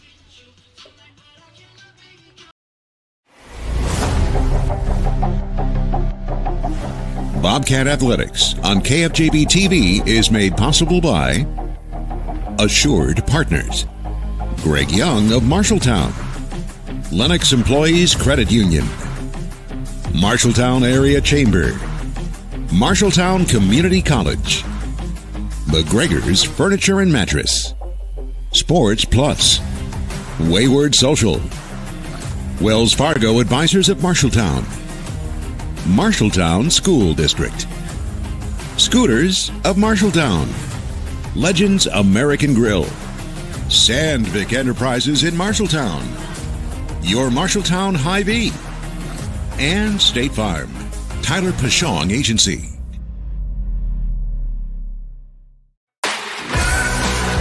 Safety! Dropped in the end zone. It's Niehaus. Feldman, that one will get in. That's a good point right there. A shot coming here. That's a goal. Lifted to left center field. Gets off the warning track into the wall. Transition three. Boom! Knocks that one down. And it's a goal. What a beautiful play. Dutton, look what I found over the first. It's a 3-on-1 all the way. Yes! There he goes. Your home for the Bobcats, KFJB-TV. Welcome back to Marshalltown High School. Brandon Lewis, and we are great to have you along tonight for game number 2 of our doubleheader, as game number 1, a thriller, as the Ames Little Cyclones able to push across a few more runs, winning that one 7-4. Bobcats look to end a long losing streak against the Ames Little Cyclones coming up. Game number 2 right here on KFJB-TV.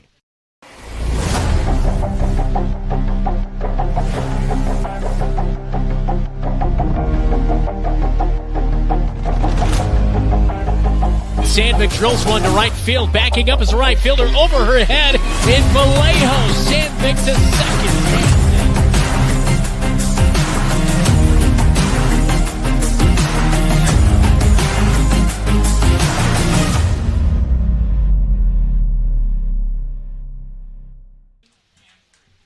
Ames Little Cyclones 21-8 after that 7-4 victory in game number 1. They are now 8-1 in the Iowa Lions Conference North. Head coach Jason Bowers, the Bobcats fall to 10-4 after a loss in game number 1. Dropped to 2-5 in Iowa Lions North Conference action. The rain has held off. We've had a nice evening for baseball as we look to cap things off on the doubleheader tonight. Coming up, it is our Cat Connection. We will get that in next, plus starting lineups, and we will take a look at our keys to the game right around the corner. On our countdown to first pitch, this is Bobcats softball. You're watching KFJB-TV. The right insurance agent can make all the difference. Assured Partners agents represent multiple insurance companies. They can pick and choose from a larger variety of outstanding insurance options. Assured Partners also handles life and health insurance and Medicare supplement coverage. With access to local, regional, and national insurance companies, Assured Partners will create policies tailored to the coverage you need. For more information, go online to assuredpartners.com/Marshalltown. Power through partnership with Assured Partners in Marshalltown, Toledo, and West Des Moines. At Greg Young Automotive, we go the extra mile for our customers across Iowa. Why do customers choose us and keep coming back? Because our commitment to exceptional service and satisfaction never wavers. With our extensive network of dealerships throughout Iowa, we leverage unbeatable pricing and offer a better inventory selection than other dealerships. Visit any of our 6 locations across the state and experience the Greg Young difference, where we'll go the extra mile for you. The Cat Connection, sponsored by State Farm, mtownproud.com. It is our Cat Connection, all brought to you by Tyler Pashong Agency, mtownproud.com. Gianna Bonnie with us, as she's a center fielder for the Marshalltown Bobcats. All right, I got to ask you, what's up with the Florida State shirt? Found it in my mom's closet. Okay, all right. You like to watch them softball-wise? Yes. Okay. All right. Who you got this year, softball? Oklahoma's always, what have they won it, like 4 times in a row now? 3, 4 times? No? I don't know. Okay. All right. Anyway, where is the College World Series for softball? Oklahoma. Good guess. Good guess. All right. Gianna Bonnie with us. You've been playing since 8th grade. As you look back kind of on your career, where do you think you've grown the most since your 8th grade year? Definitely in the field for sure. I think my 8th grade year, for the majority of the season, I just hit, but even just from my sophomore year or my freshman year to now is crazy difference. Yeah. Where do you think like your confidence comes from, that kind of thing? Because we saw as an 8th grader, you didn't really back down. You were a lot in that leadoff spot, some big spots in the lineup. So where does that kind of come from? Is softball just big in your family, or has it been something you've always been passionate about? A few people in my family have played softball, but I think it's just a sport that I kind of connected with. Because when I was younger, I used to play a lot of sports, and this one just stood out, I guess, yeah. All right, so what's the hardest part about being like in the leadoff position in the lineup, for example? I mean, because you've got to do so many things. Maybe you're trying to bunt, you're trying to slap hit, whatever it may be. The hardest part, I think, is like you don't really get to see any pitches before. I mean, obviously they're warm-up pitches, but like you don't get to, no one telling you like, oh, it's low, it's high, rise, like things like that. So that's probably the toughest part about leading off. But all right, I asked Lainey about this, but improvements out there at the softball complex. What's that kind of mean to you to see the new stands and new press box as far as investment in the softball program? I feel like it's like we're getting a little bit of recognition because I feel like some people just push us aside, but the summer sports tend to be that way, right? A little bit. Yeah, I hear so many people, even when I was growing up, I played baseball, but some of my friends would be like, man, I want to work or spend time, whatever. But there was nothing I'd rather be doing than being out there on the diamond. What's it like for you, or what do you say to somebody who isn't out for softball that should be? A lot of them just make up excuses, but for me, I think it adds to my summer. Like it adds more like fun and things to do other than just sitting at home. Yeah, for sure. Yeah, we love to follow you. Keep up the great work. Any other kind of goals you have laid out for this year? I think just like team chemistry. I want that to be better, and obviously more wins and getting better. Yeah. So. What other activities? I know you're in volleyball. Just volleyball. Just volleyball. Yes. Okay. All right. Well, best of luck rest of the season. Thank you. Gianna Bonnie with our Cat Connection. Get all brought to you by Tyler Prashong Agency, mtownproud.com.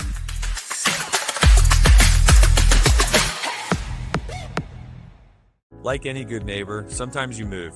Here at Tyler Prashong State Farm, we have moved to our new office location at 2110 South Center Street here in Marshalltown. I'm Tyler Prashong. I'm so proud of my team and what we have helped build, but we couldn't have done it without you. We are passionate about what we do and care about the community we serve. I invite you to our new location and see how we can make a positive impact in your life. We'd love to talk to you about what makes you M-Town proud. Make the equity in your home work for you with the home equity loan from Lennox Employees Credit Union. Crush high-interest credit card debt and make needed improvements to your home. You have the power to refinance and change your financial life. With the lower interest rate, repayment is more comfortable than paying those high credit card interest rates. The loan process is easy. See Lennox Employees Credit Union, 1004 East Main Street in Marshalltown. Member NCUA Equal Housing Lender. Online at lennoxecu.com.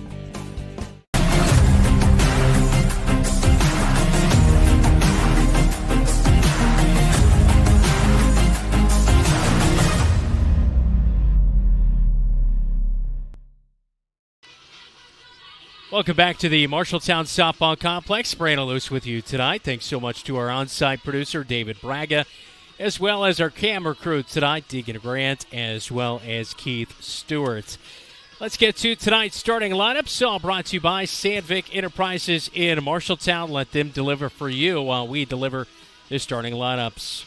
First off, for the Ames Little Cyclones, as they stand at a mark of 21-8 now after a Game 1 victory, 7-4. They are ranked 12th in Class 4A, coming in, or 5A, coming into tonight, as they defeated Marshalltown twice back on June 2nd, 9-1 and 7-0, and look for the 4-game sweep on the season here tonight.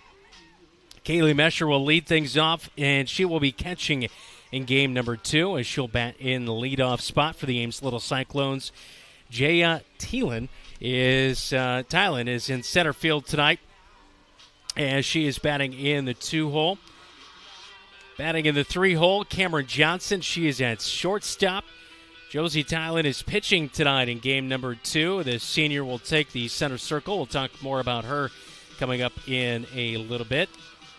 Number 11, Maya Geffrey, will bat in the 5-hole, and she is playing at second base tonight.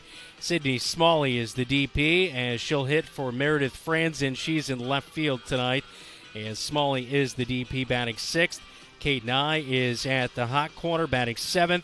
Kylie Sodal is at first base batting 8th, and Haley Craig will be in right field tonight. She is batting 9th for the Ames Little Cyclones. Head coach Megan Van Barren for the Ames Little Cyclones. Meanwhile, head coach Jason Bowers heading to the Ames dugout right now to go get a lineup to the Ames Little Cyclones, and this is what the Bobcats will go with in game number 2 tonight as they come in with a mark of 10-14 after the game 1 loss. They are now 2-5 in the Iowa Alliance Conference North. Gianna Bowdy will be catching in game number 2. She was roaming center field in game number 1. It'll be Kate Sandvik in center field batting 2nd. Lainey Danielson at first base batting 3rd. Aubrey Muntz with a grand slam in game number 1. She'll be back out in right field batting 4th. Briley Danielson is at shortstop as she was in the center circle for game number 1. She'll bat 5th. Abby Jansen will now be the DP. She caught in game number 1. She'll hit for Hannah Osgood, who's the starting pitcher tonight in game 2. Olivia Wise at the Keystone batting 7th. Brooklyn Smith in left batting 8th.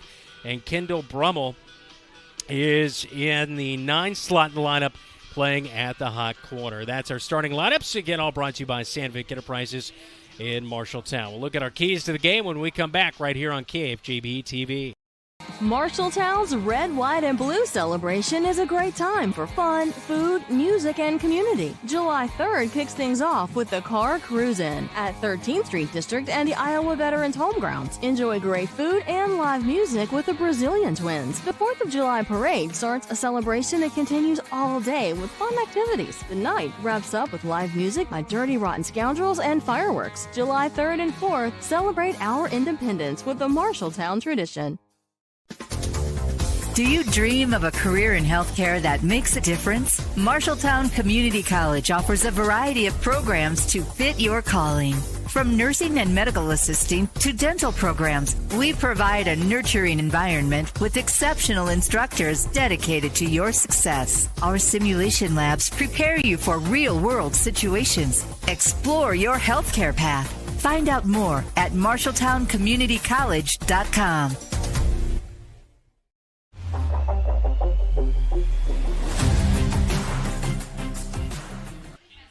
Back in for tonight's Keys to the Game, all presented by First Rate Real Estate, FirstRateTeam.com. Well, for the Little Cyclones tonight, they're going for 21 in a row here in game number 2 as the Ames Little Cyclones have defeated the Marshalltown Bobcats 20 times in a row. They're 37-13 since 2009 and have really owned the Bobcats this year 9-1, 7-0, and then 7-4 here tonight in game number 1, game number 2 right around the corner for the Bobcats.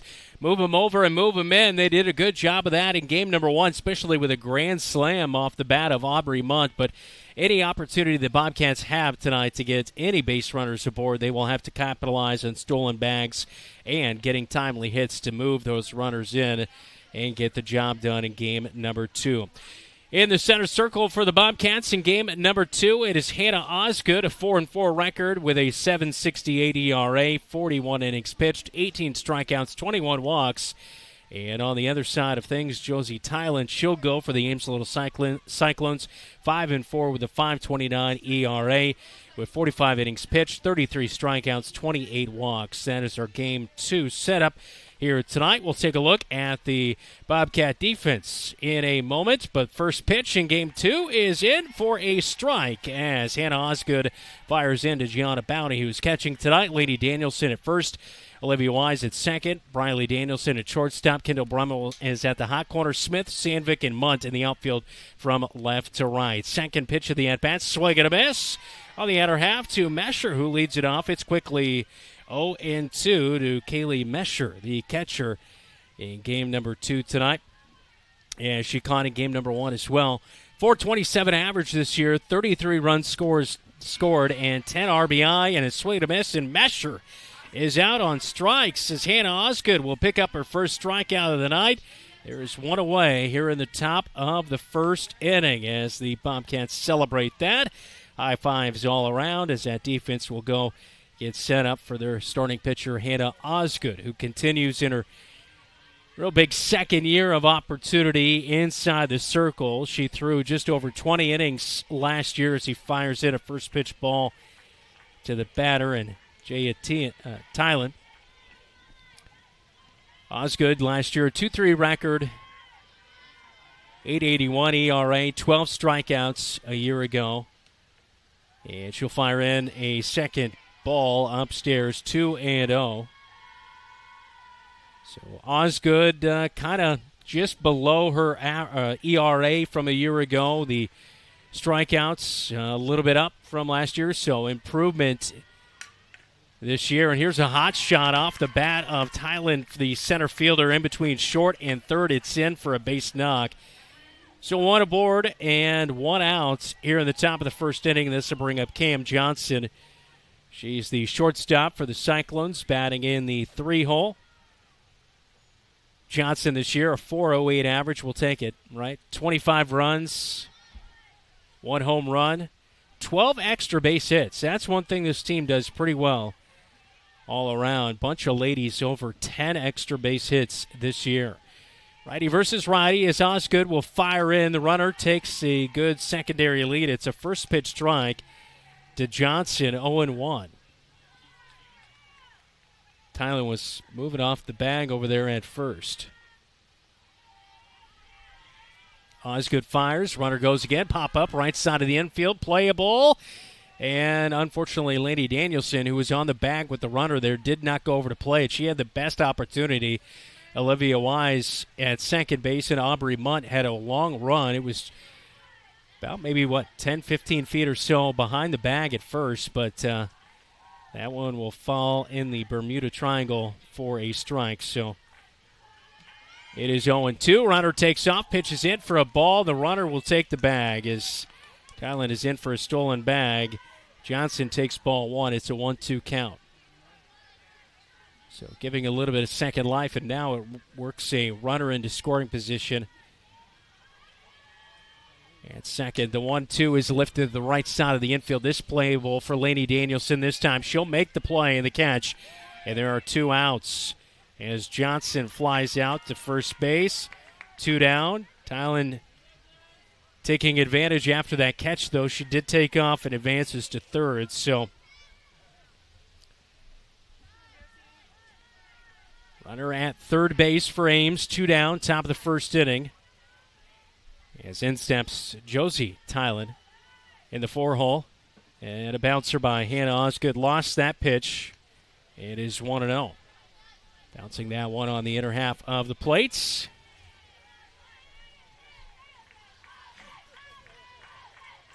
Osgood checking the wristband as she has her pitch, and she'll fire home from the plate, and it's upstairs, 2-0.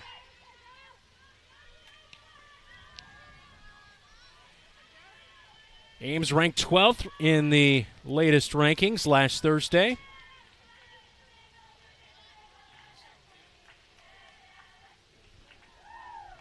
Here's the 2-0, and it's upstairs again, 3-0. Bounty thought about the check back over there at third base.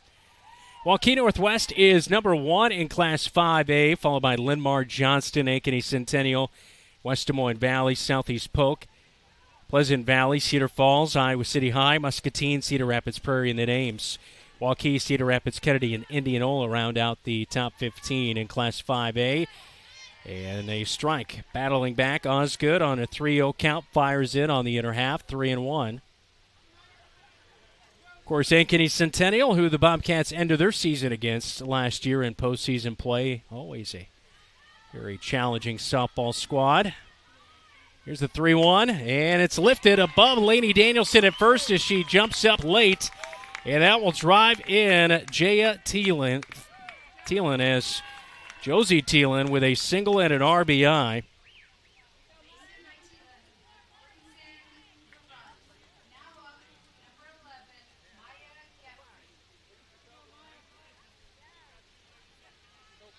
And this will bring up Maya Geffrey, and she's at second base batting in the 5-hole, right-handed batter against the right-handed pitcher, and Hannah Osgood. And Thielen stretching that single out to a double or a trip over to second base as that one got down. So Tyler with that RBI. And now a base knock to center field right in front of Sandvik. She'll come up firing.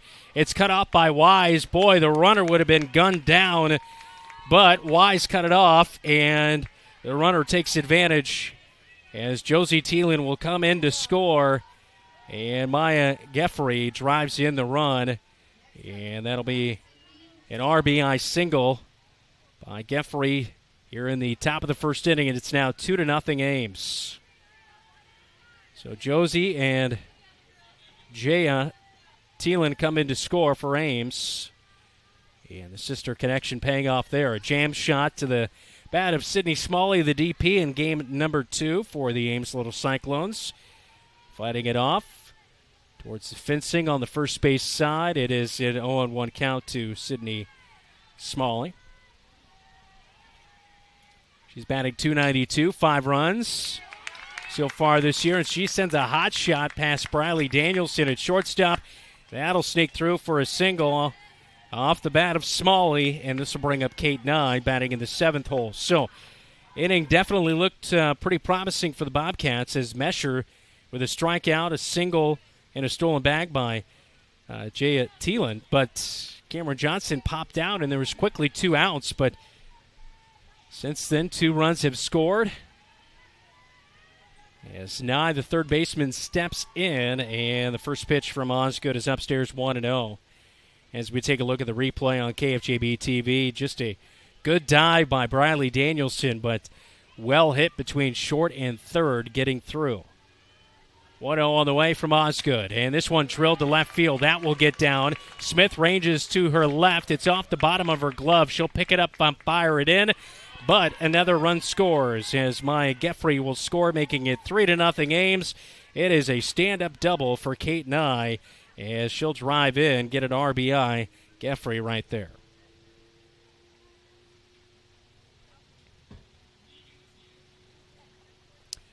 And a meeting in the circle after that last run. So runners at second and third for the Ames Little Cyclones as Smalley stands at third and Nye is at second. Kylie Sodal is ready to take the plate after the meeting in the circle as Bobcats convening here in the top of the first inning. It was Ames striking early in game number 1 as well, so don't get too worked up as the Bobcats were actually able to battle back. They were down 3-0, and they hit a grand slam to right field off the bat of Aubrey Muntz. And the Bobcats took the lead 4-3, but Ames was able to add on a few runs as the game progressed and eventually went on to win 7-4.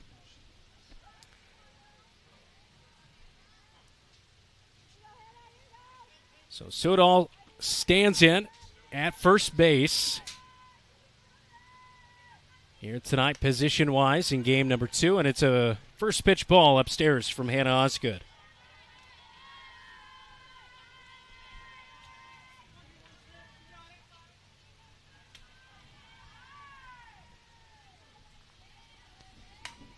The 1-0 drilled to Olivia Wise at second. She dives to her right, makes the catch, and the Cats are out of the inning. A line drive off of Sodal's bat, but Olivia Wise with a nice defensive play as the Bobcats get out of the inning with 3 runs allowed.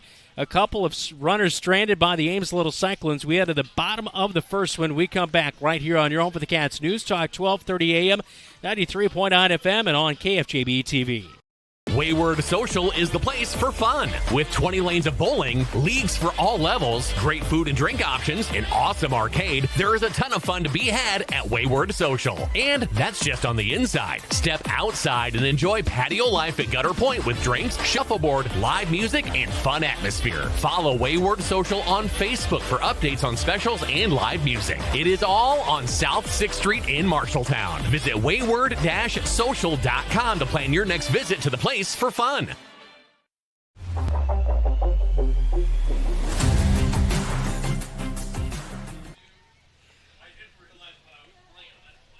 Heading to the bottom of the first, we take a look at the last play to get the Bobcats out of the top of the first inning. Olivia Wise right there on KFJB-TV with the nice dive to her right and making the catch to end the inning as the Bobcats will come to bat here in the bottom of the first. It'll be Gianna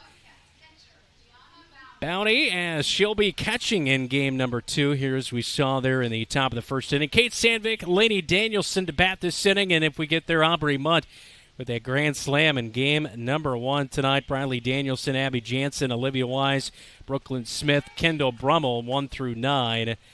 As Bobcats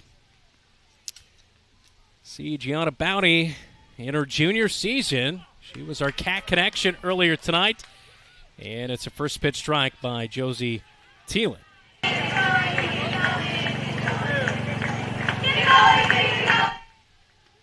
And Josie Thielen fires in a little bit low and outside to Gianna Bounty. And so it's a 1-1 count. Bounty, 391 this year, 22 runs, 6 RBI.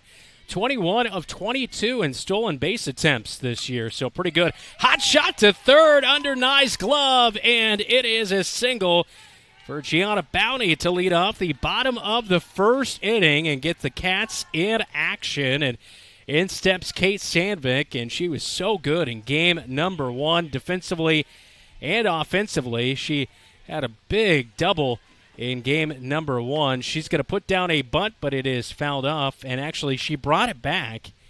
Heard the sound, but it was a snap of the glove, and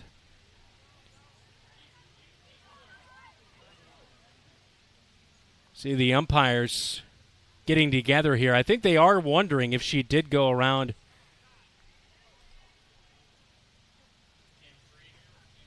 And now our home plate umpire talking to Ames head coach Megan Von Barron over there in the dugouts. Kate Sandvik checks swing. She fouls it off to the backstop, and it will now be a 1-1 count. So, yeah, it was a ball. They say she did not go around. And Sandvik with a 1-1 count here in the bottom of the first inning with a runner aboard and Bounty, and she'll watch as it's low and outside for ball number 2 to Kate Sandvik.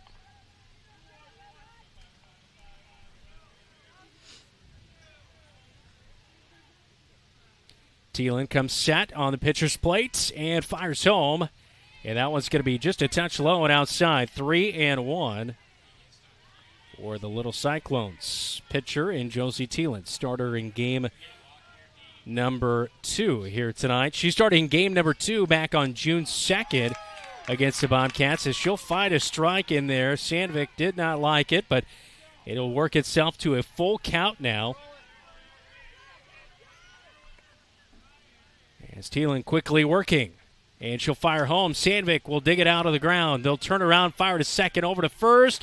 The relay there.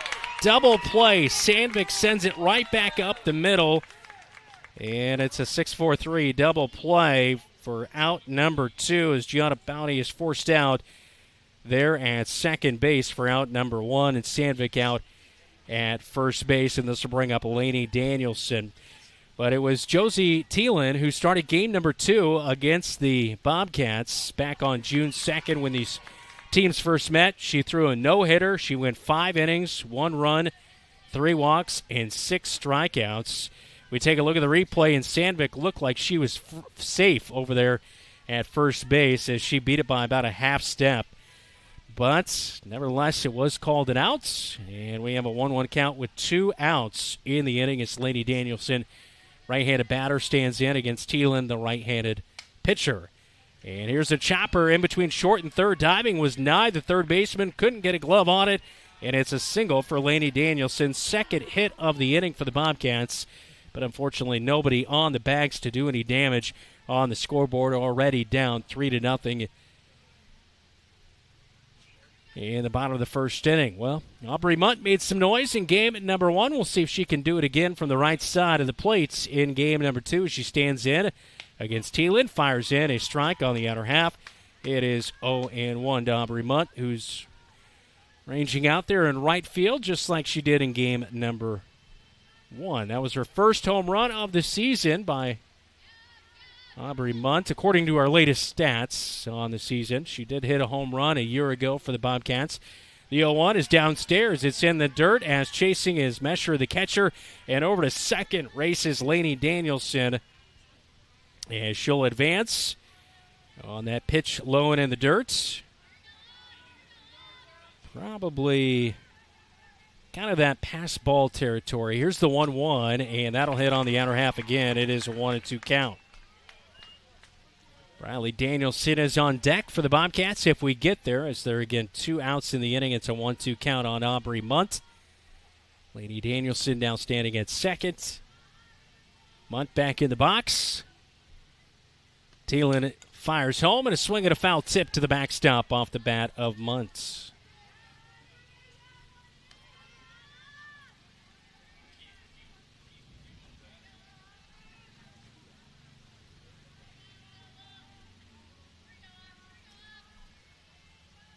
Cats looking to get a run back here with 2 down in the inning, and Munt sends a chopper to second base. Fielded by Geffrey at second cleanly. It's a 4-3 ground out for Aubrey Munt. That'll end the inning. Bobcats strand 1. They get a couple of hits in the inning. Can't do anything with it. We head to the second. Cats trail 3-0 on KFJB-TV.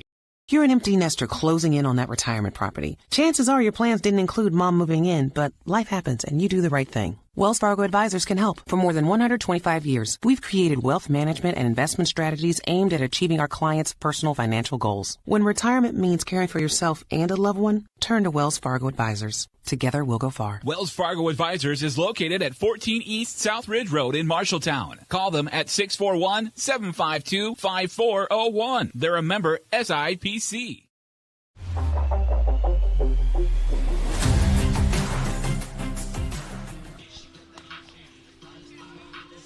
Welcome back to Marshalltown Softball Complex as the Bobcats with Ames coming back to the plate, 12th ranked in Class 5A. Of course, the Bobcats with new stands this year. They've got the new post out there in right center field, as you see on your TV screen, as they're getting ready for the new scoreboard edition out here at the Softball Complex as well. Due up this inning for the Ames Little Cyclones as they battle against Hannah Osgood. It'll be 9-1-2 as Craig Mesher and Jaya Thielen will come to the plate for the Ames Little Cyclones. Thielen scored the first run of the night for the Ames Little Cyclones there in the first. So Haley Craig, the right fielder, digs in for the first time tonight, the 9-hole hitter. From the left side, she'll bat. And she'll take a first pitch ball from Hannah Osgood, 1-0. 3 runs off 5 hits and 2 left on base. They're in the top of the first for the Little Cyclones. Little Cyclones came into the night 4-1 in their last 5 games, and obviously adding to that here tonight with that victory in game number 1. A smack right back up the middle by Craig. She'll get aboard with a single as Sandvik throws it back in with that rocket arm out there in center field, and this will bring up the leadoff batter and Kaylee Mesher. A strikeout victim in the first inning. She struck out swinging.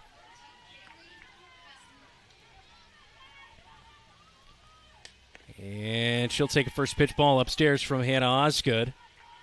Runner taking a secondary lead there in Craig.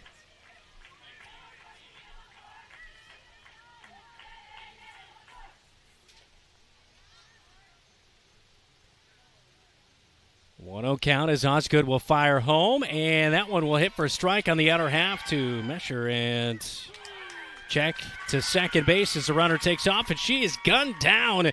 Craig caught stealing as the Bobcats will get her on the, I believe that was Briley Danielson making the tag there for the 2-6 out as we take a look at the replay there. As Lainey Danielson at first caught it over to Briley Danielson.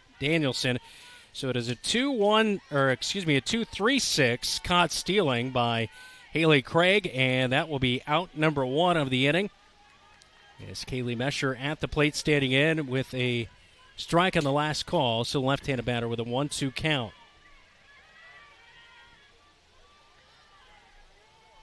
And Osgood fires home. It is fought off. She's jammed inside over to Lainey Danielson at first, caught for out number 2. So a fly out and a strikeout tonight. And the leadoff batter in Kaylee Mesher is 0 for 2 on the evening with that fly out to the 3 position, fielding-wise. Jay Thielen will step in for the second time tonight. A single and a run scored last inning. Two-way here in the top of the second inning. Still 3-0 Ames. As the pitch is high, and to Thielen on the first one, 1-0. As Gianna Bonnie couldn't quite squeeze that one all the way. She had to pop up and throw it back to Hannah Osgood. Osgood, delivery, low and outside, 2-0.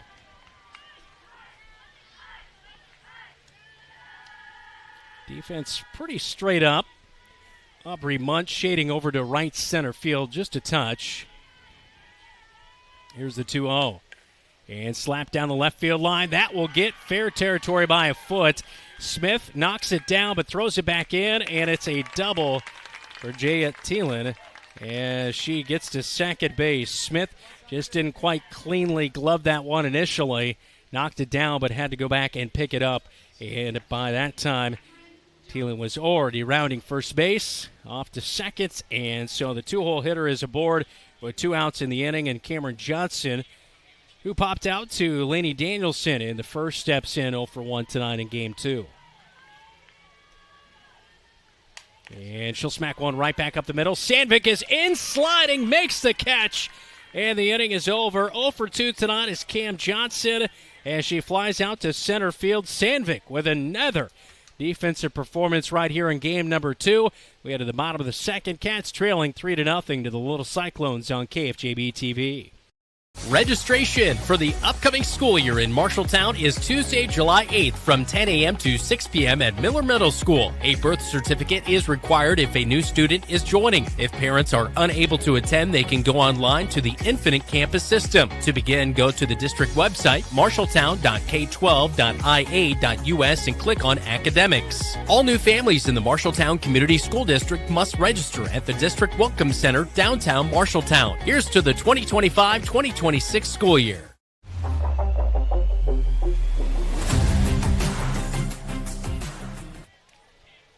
Well, the Marshalltown Bobcats will be in action tomorrow against Fort Dodge. As we look at the replay of that last catch by Kate Sandvik as Cam Johnson flied out to center field, but Sandvik with a nice play out there. So Fort Dodge on the schedule, and the Dodgers took down Des Moines Lincoln tonight 10-0. A final there as we get a scoreboard update. All brought to you by Central State Bank. Ankeny Centennial tops Waukee tonight 3-0 and 10-0. So a sweep of them tonight. Ottumwa takes down Des Moines East 10-0, and a final score of game number 1. Game number 2, Fort Dodge wins it 15-1. The final as they sweep Lincoln today as well. That is a scoreboard update, all brought to you by Central State Bank, with locations in Ames State Center and in West Des Moines. For the Bobcats, leading off the inning, Briley Danielson, as she's batting in the 5-hole tonight. In Game 2, she has a 1-1 count against Josie Thielen. Abby Jansen, Olivia Wise to bat this inning for the Bobcats. 1-1 from Thielen. And outside it works, 2-1.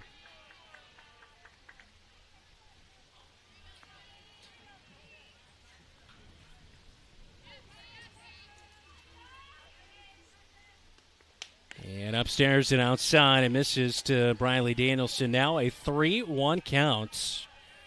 Danielson, stat-wise, coming in. Latest stats update, 185 batter, 3 home runs this year, 10 runs scored, and a swing and a miss on a pitch on the inner half. It's a full count now, 3-2 to Briley Danielson.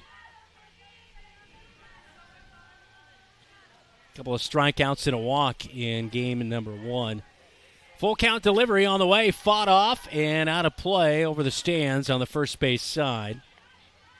And Briley Danielson will do it all over again.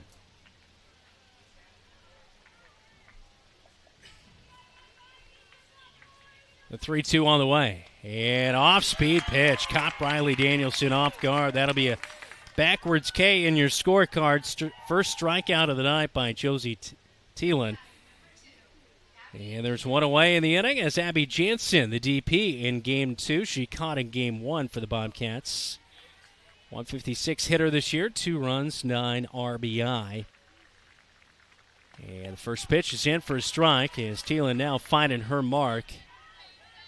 Here's the last pitch to Briley Danielson. Just a really good off-speed pitch. Briley Danielson thought it was going to be upstairs, but it broke back down. Here's the 0-1, fought off to the on-deck batter and Olivia Wise. It's quickly 0-2 to Abby Jansen.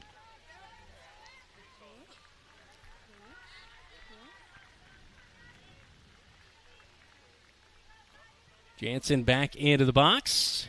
Thielen engaged, fires home, off-speed pitch, fought to the right side of the infield, fielded cleanly by Geffrey over there at second. And over to first, she makes the play for out number 2. 4-3 ground out by Abby Jansen. 2 away, Olivia Wise will dig in. Wise had a base knock there in the 6th inning of game number 1. She finished 1 for 3 at the plate. And an off-speed pitch rides in on the inner half for a strike. First pitch strike to Olivia Wise.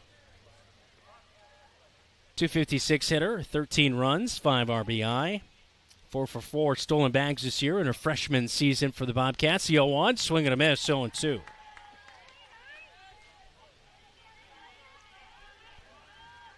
Bobcats had some momentum there in the first inning. They picked up a couple of hits and stranded one on the base paths, not able to move anything in. Here's the 0-2, swing and a miss, and this one's going to get past the catcher and Mesher and down to first base on the swinging strikeout. Olivia Wise will be aboard. So strikeout number 2, but that drop third strike gets Olivia Wise aboard. This will bring up Brooklyn Smith. She's batting 8th tonight, playing out there in left field. She was hit for in game number 1. And the first pitch in the at-bat is on the outer half for a strike. 0-1 from Thielen. As she'll step out of the box, take a practice swing.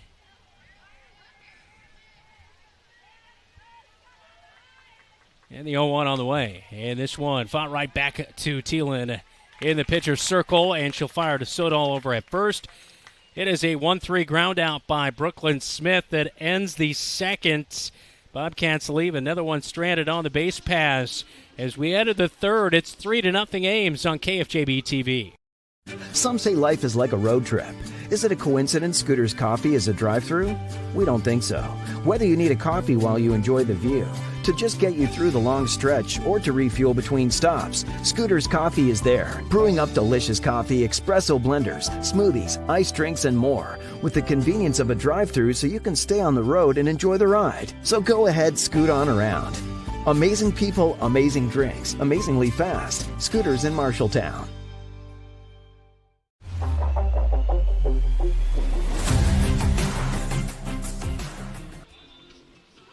Thielen, Geffrey, Smalley do up the 4, 5, 6 batters for the Ames Little Cyclones. Heading to the top of the third inning as we take a look at our Sandvik starting lineups there on KFJB-TV. Bobcats in the red tops here in Game 2, blue bottoms. Ames in the white bottoms with the black tops with orange pinstripes.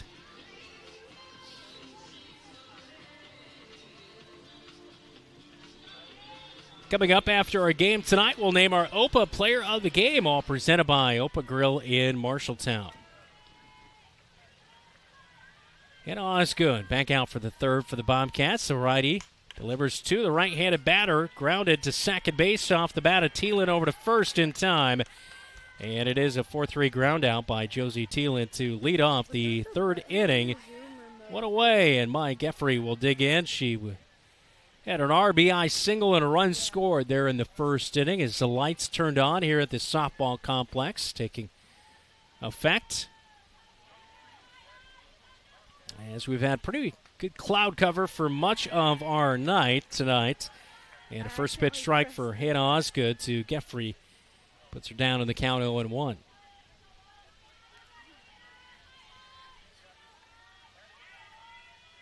Originally, we were slated to play last night as Osgood misses on the 0-1. It's now 1-1. Ended up not getting too much rain, but it was still lightning pretty good around 8 o'clock last night. So definitely probably wouldn't have got in either of the games last night as the 1-1 misses is now 2-1 from Hannah Osgood. Rain still holding off here tonight. Some rain down in southwest Iowa, but looks like that's at least probably a few hours away. So we look good to get both games in here tonight in the makeup night. Now pop up off the bat. Smalley to right field, Geffrey to right field. Yeah, there's 2 away as Aubrey Mutt makes the catch out there in right field for the Bobcats. 2 down, and this will bring up Sydney Smalley. A single and stranded at third in the first inning.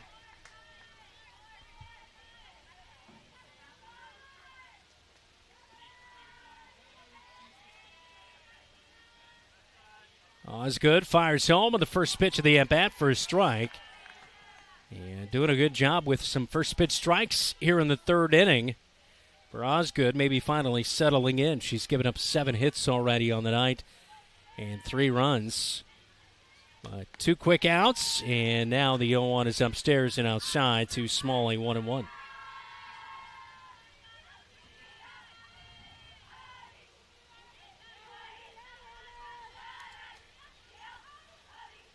One fought off out of play down the first base side, 1-2. Hannah Osgood back on June 2nd when these two teams met. She went 4 1/3, 8 earned runs, no strikeouts and 1 walk in that no-hitter thrown by the Ames Little Cyclones pitcher and Josie Thielen, who is pitching here tonight in game number 2 as well. So a rematch from earlier this season, and it's a 2-2 count as Osgood misses to Sydney Smalley.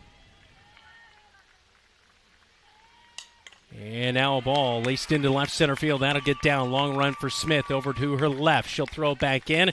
It'll keep Smalley to a single, but a good hard hit. Grass slowed it down out there in left center field. And so a runner is aboard. 8th hit of the night for the Ames Little Cyclones, and this will bring up Kate Dye. She had a double and an RBI back in the first. Stranded at second in that inning.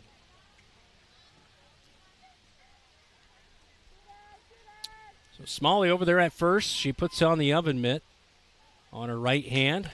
And now a ball drilled to left field. Back goes Smith, and this one is out. It is a 2-run home run for Kate Nye as she'll round the bases.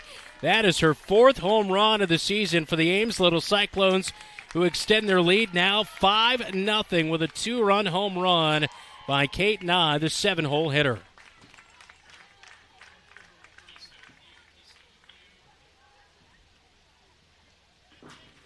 She drives in Sydney Smalley on that 2-run home run. And the damage done here in the 3rd inning. A big run right there as we take a look at the replay. As Nye just got all of that one. You could tell right off the bat. A few ooh and ahs in the crowd, knowing that she definitely turned on that one down the left field line, as it is 180 down the left field line. That one sneaking over as 220 to dead on center field here at the Marshalltown Bobcats softball complex. 2 down in the inning as Osgood will start fresh here with the 8-hole hitter in Kylie Sodal. She lined out to second base to Olivia Wise in the first to end the first inning, and a first pitch ball to the batter in Sodal from Anna Osgood. Here's the 1-0, and it is swung on, and not quite sure if that one was tipped or not, but it is back to the catcher and Bounty, and so it will be a 1-1 count. It is strike. And Sodal.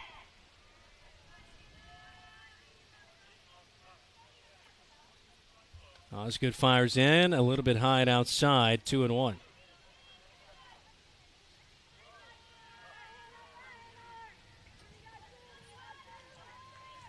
Osgood just needing one more out here to get out at the top of the 3rd inning. She'll bounce home the 2-1. It's now 3-1.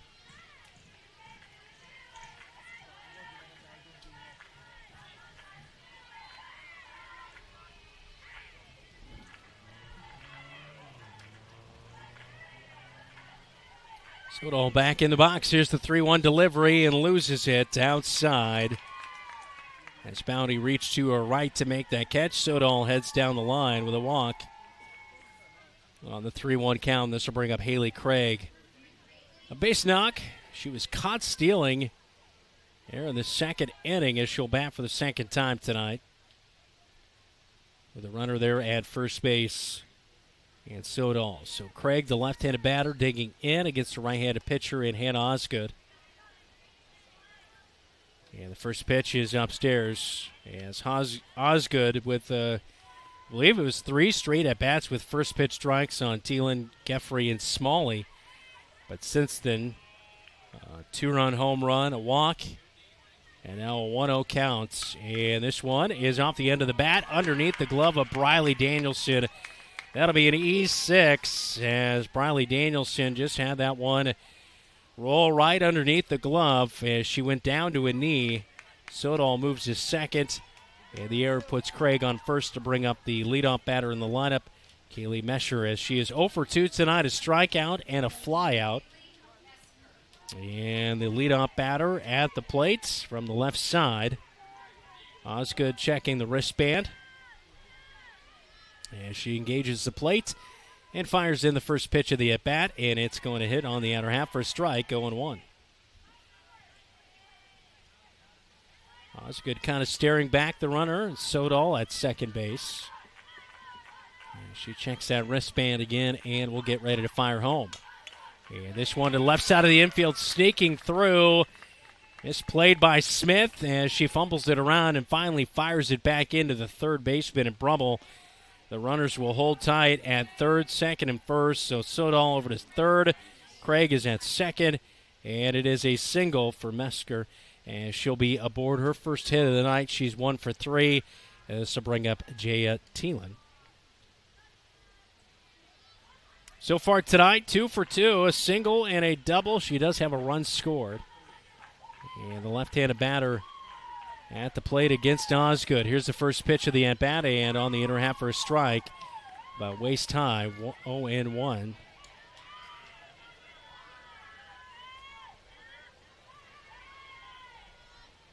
Thielen stepping out of the box, steps back in, and Osgood ready to fire home.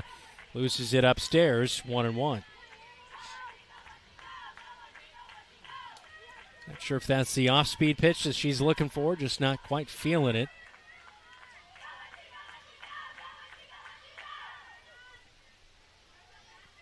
There's the 1-1.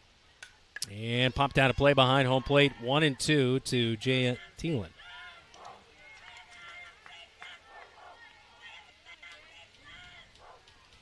So the base is loaded for Ames. They lead it 5-0. We're in the top of the third inning, 2 outs here, and they've got a lot of their damage with the 2 outs. And the 1-2 cut on, swing and a miss by Thielen, and she'll strike out to end the inning. The base is left loaded by Ames. They do add 2 more on a 2-run home run by Kate Nye. She drove in Sydney Smalley. It is now 5-0 Ames as we enter the bottom of the third inning. Cats will come to bat when we come back on KFJB-TV. Legends American Grill is the perfect place to watch your favorite team. Enjoy wings, nachos, steaks, and prime rib available on Friday and Saturday nights. It's game on for great food and your favorite drink to wash it down. You like burgers? Legends has fantastic, unique burger creations like this. The Legends Burger. Absolutely delicious. Gather with friends, enjoy your favorite team's games with the NFL Sunday Ticket, and make some memories. Legends American Grill in Marshalltown and our new Newton location, where the game is always on.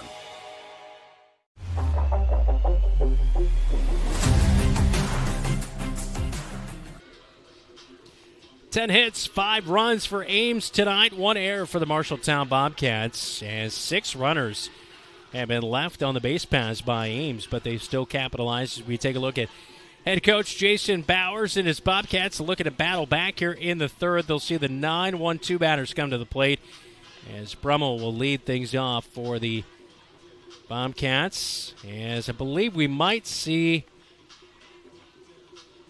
Kaylin Coleman come to the plate and hit for Brummel.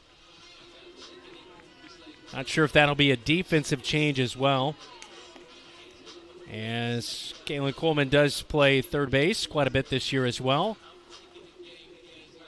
And it will be Coleman to hit for Kendall Brummel in the 9-hole.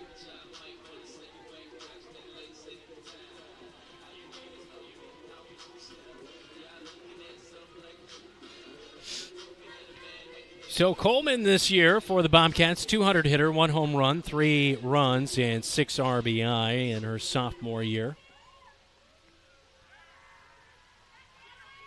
She faces Josie Thielen, and the first pitch is in for a strike on the outer half. 0-1 to Coleman.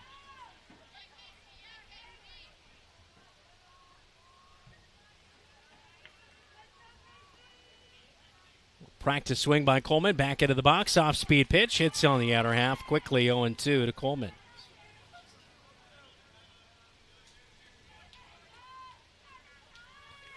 Flag out in right center field is just absolutely stale. Jammed inside is Coleman. Lifts it to shortstop. Johnson fires to first in time. It is a 6-3 ground out as over at first base, Sodal making the catch for out number 1 of the inning. So Coleman hits for Brummel there, a 6-3 ground out, 1 away, and it turns over. The lineup is, just hot and sticky tonight. A cooler day in comparison. It's only 78, but the humidity out there makes it feel pretty sticky. Bounty sends a chopper to second base. Geffrey makes the play. She ranges in and fires to Sodal at first. It'll be a 4-3 ground out. There's quickly 2 away here in the third. Bobcats trailing 5-0 right now. As Kate Sandvik will step in. She grounded out 6-4-3 back in the first inning. So 0-1 in game number 2. And she'll lift one to left center field. Fading back towards left field, but ranging over is Jaya Thielen. The center fielder makes the catch for out number 3. And Josie Thielen with a quick third inning. It goes 1-2-3 for the Cats. As we head to the fourth, Bobcats trailing 5-0 on KFJB-TV. Don't let concerns about shifts in the market disrupt your long-term financial goals. Edward Jones financial advisor Zach Wall can help. He'll work with you on an investment strategy for long-term results. Edward Jones can give you the tools and knowledge for a steady approach to hitting your financial targets. Get started by giving Zach Wall a call at 641-752-3017 in Marshalltown or visiting edwardjones.com. Edward Jones, member SIPC.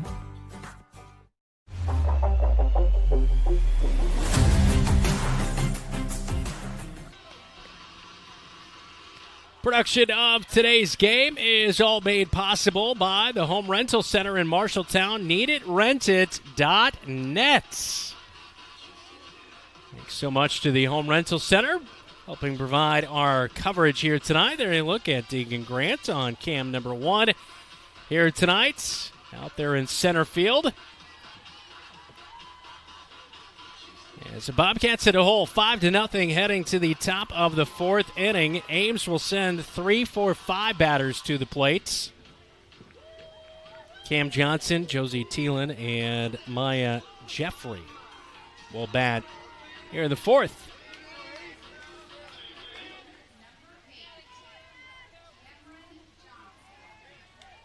So Johnson is 0 for 2 tonight. Couple of flyouts against Hannah Osgood, working in her fourth inning now. And the first pitch is going to be low and inside, 1-0 to Cam Johnson.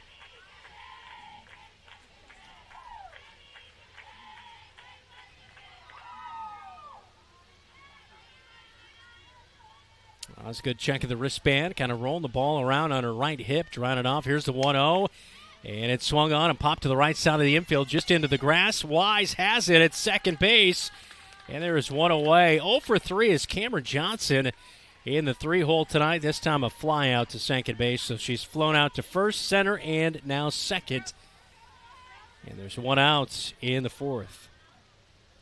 Osgood, though, quickly got 2 outs in the third and then gave up a 2-run home run.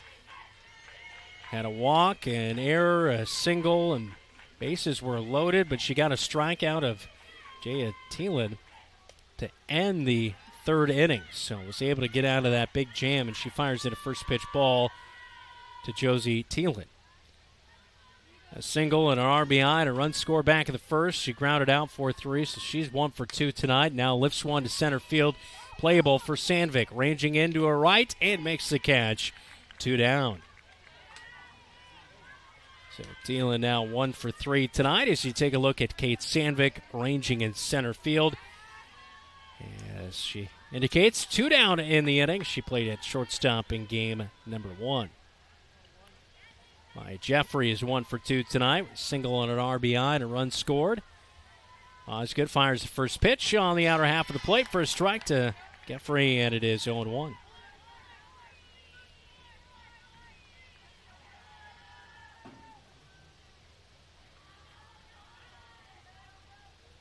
One will miss upstairs, 1-1.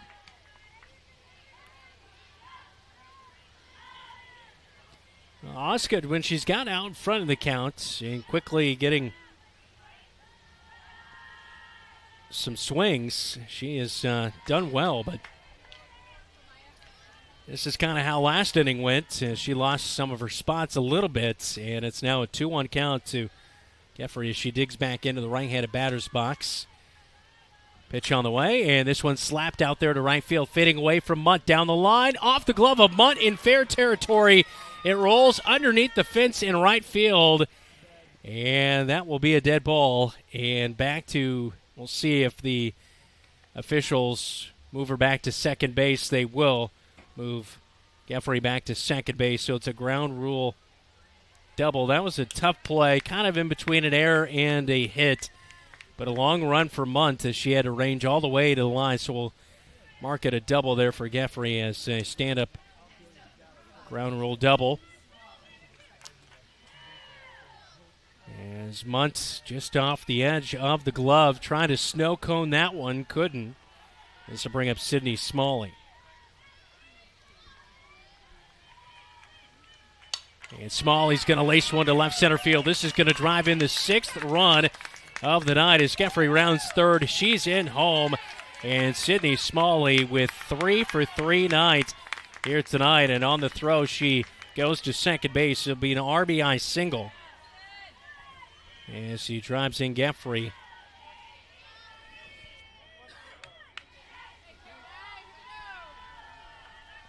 And so the 6-hole hitter, 3 for 3 tonight. This will bring up Kate Nye, a 2-run home run and a double. She has 3 RBI to her name.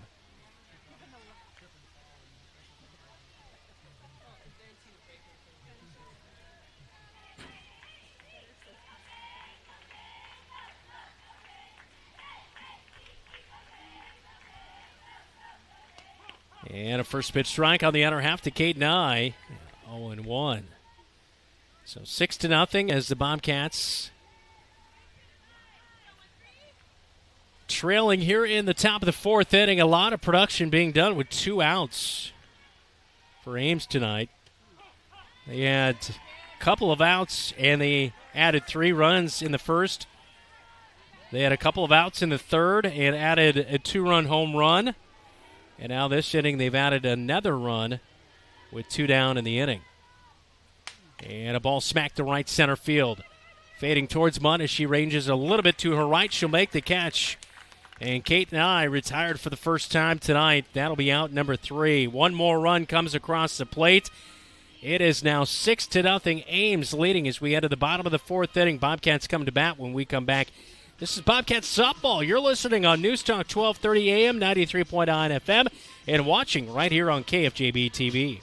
The right insurance agent can make all the difference. Assured Partners agents represent multiple insurance companies. They can pick and choose from a larger variety of outstanding insurance options. Assured Partners also handles life and health insurance and Medicare supplement coverage. With access to local, regional, and national insurance companies, Assured Partners will create policies tailored to the coverage you need. For more information, go online to assuredpartners.com/Marshalltown. Power through partnership with Assured Partners in Marshalltown, Toledo, and West Des Moines.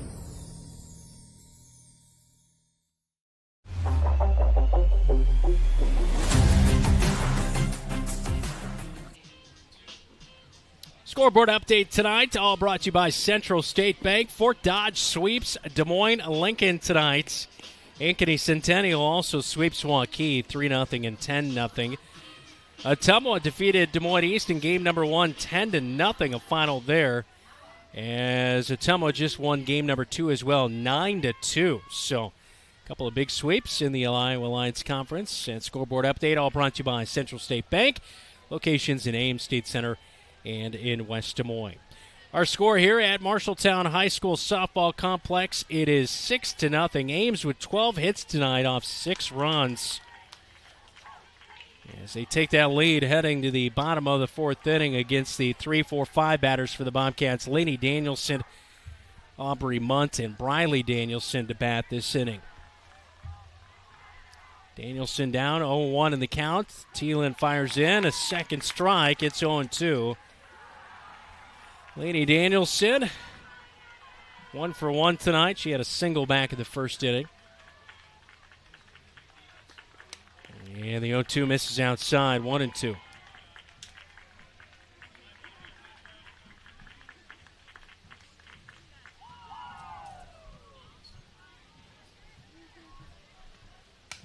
Lainey Danielson waiting on the pitch, turns on it and fouls it down the third base line.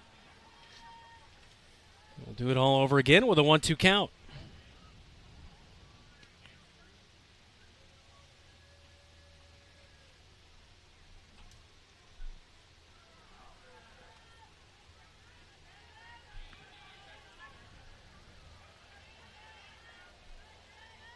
Thielen comes set on the pitcher's plate and fires home. 1-2 is low and inside to Lainey Danielson. Wisely watching there. It's 2-2. Thielen calls for time, and we'll get a new ball from our home plate umpire.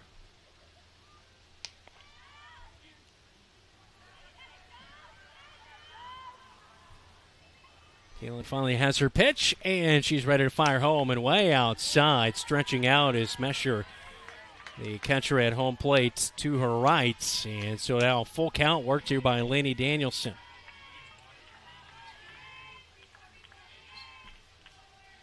Full count delivery on the way. And on the outer half, Lainey Danielson thought it was ball 4, but she is caught looking for out number 1 of the inning, and that is strikeout number 3 of the night by Josie Thielen. And this will bring up Aubrey Munt, a ground out victim in the first inning. She grounded out 4-3. And Munt drives one to right field off the glove of Craig as she ranged in. It took one hop on her, and kind of a bad hop. She knocked it down. But it is a single by Aubrey Munt, and this will bring up Riley Danielson, a strikeout caught looking back in the second.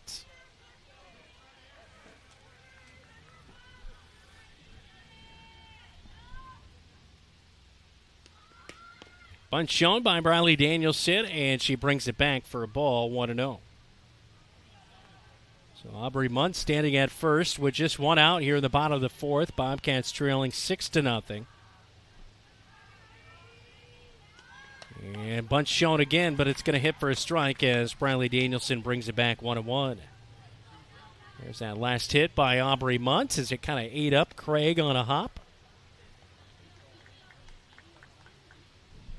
Thielen comes set, fires home. And bunt shown, she did offer. It's a 1-2 count.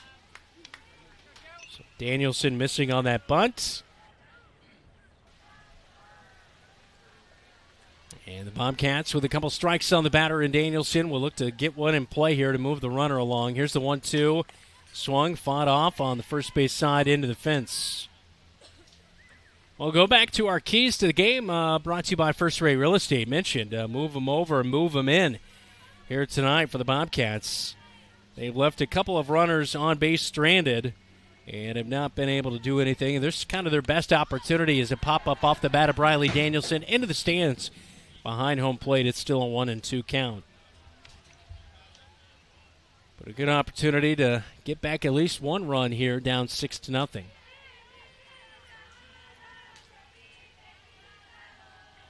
Thielen comes set, fires home. Danielson lifts it to center field, but right to Jaya Thielen, and she'll make the catch. There's 2 away in the inning.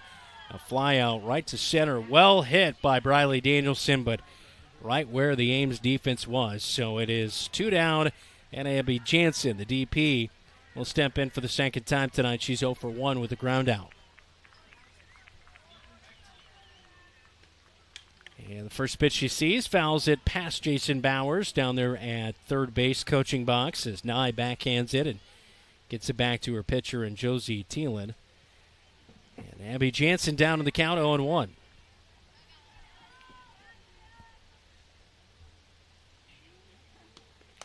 Pitch is upstairs. It's a 1-1 count to Jansen now.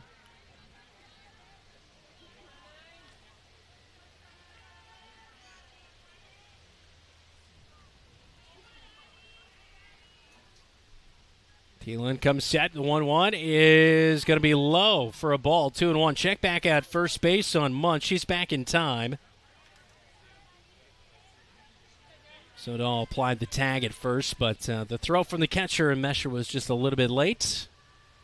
And the 2-1 on the way to home plate. It'll hit on the other half as Jansen looks for strike 2.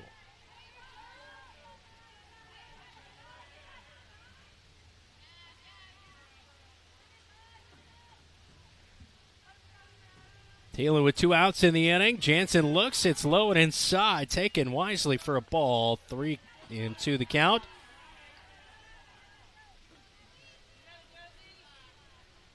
Olivia Wise is standing on deck for the Cats.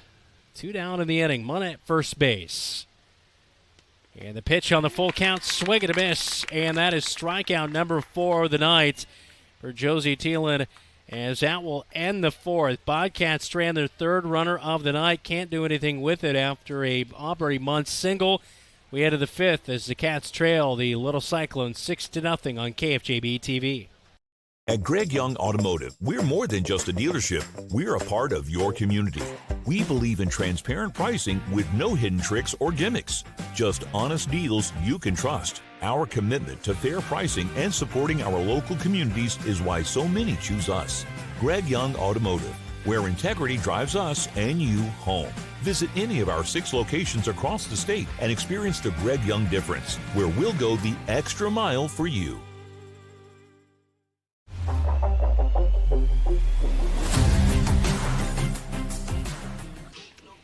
Welcome back to Marshalltown High School. Brandon Lewis with you, our on-site producer, David Braga, Deegan Grant, as well as Keith Stewart on camera coverage tonight. Be sure to hit the like button and subscribe to KFJB-TV. Don't miss any upcoming action by turning on those upcoming notifications. So top of the 5th we go, and the Bobcats in a whole 6-0 as Ames is back at the plate. It'll be the 8-9-1 batters in Sodal, Craig, and Mesher. Sodal at the plate, a walk and a line out. 0-for-1 tonight.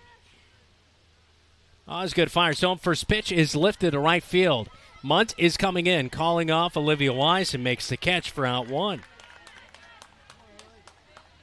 Well, the first couple of outs, not the problem tonight for Hannah Osgood. It's just after those first couple of outs, she struggled to get that final out. And last inning, one more run poured in by Ames to extend the lead to 6-0. So see if she can kind of sail along here in the 5th inning. Here's a pop-up to center field right in front of Sandvik on one hop.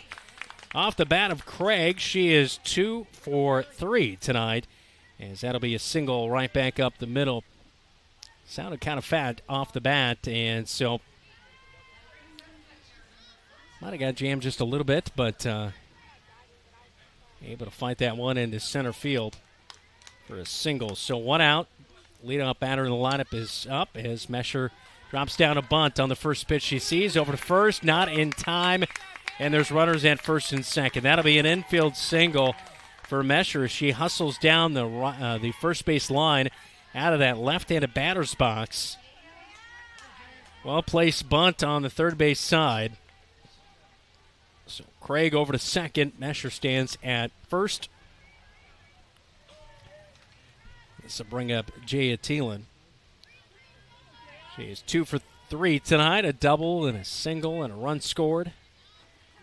As the left-handed batter works in against Hannah Osgood, the right-handed pitcher. And the first pitch is dropped down for a bunt, foul on the third base side of the backstop it goes. As we take a look at that last bunt on the third base line by Mesher. And throw was just late. Nothing like a well-placed bunt, that is for sure. Here's the 0-1. Fought off down the left field line, but working its way foul. And Jaya Thielen quickly down to the count 0-2.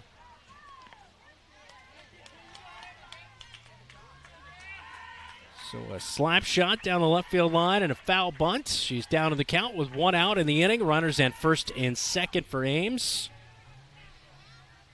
Up 6-0. Osgood fires home on the 0-2 and outside and low for a ball, 1-2.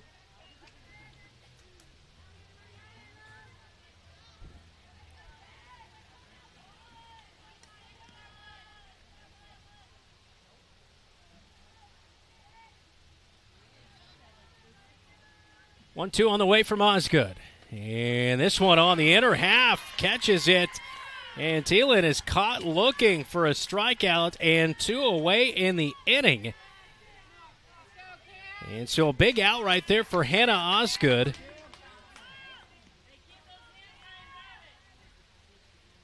That is strikeout number 3 for Hannah Osgood tonight. First pitch of the at-bat to Cam Johnson. It is a strike. On the outer half, 0-1. There's that last pitch. Breaking ball and just got the inner half of the plate, so the home plate umpire. As Thielen down on strikes. Now jammed is Cam Johnson. Another fly out, this time to Briley Danielson at shortstop as she ranges into the grass in short center field. That'll be out number 3. Cam Johnson 0 for 4 tonight. All flyouts for the 3-hole hitters, this time to shortstop. And we head to the bottom of the 5th inning. Bobcats trailing 6-0 on KFJB-TV. You look forward to retirement as your time to relax. But now that it's here, turns out relaxation is overrated and you'd rather get back to work with an idea of your own. Wells Fargo Advisors can help. For more than 125 years, we've created wealth management and investment strategies aimed at achieving our clients' personal financial goals. When retirement plans change course, turn to Wells Fargo Advisors. Together, we'll go far. Wells Fargo Advisors is located at 14 East South Ridge Road in Marshalltown. Call them at 641-752-5401. They're a member SIPC.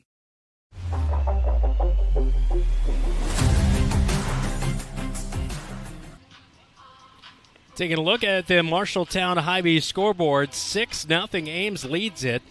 14 hits for Ames tonight, 9 runners left on board for the Little Cyclones tonight, so they've had plenty of opportunities. Bobcats have left 3 aboard off of 3 hits and no runs.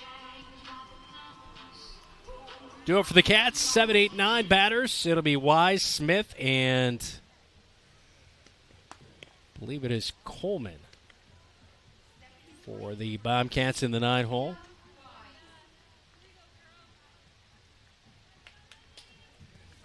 He hit for Brummel in the 3rd inning.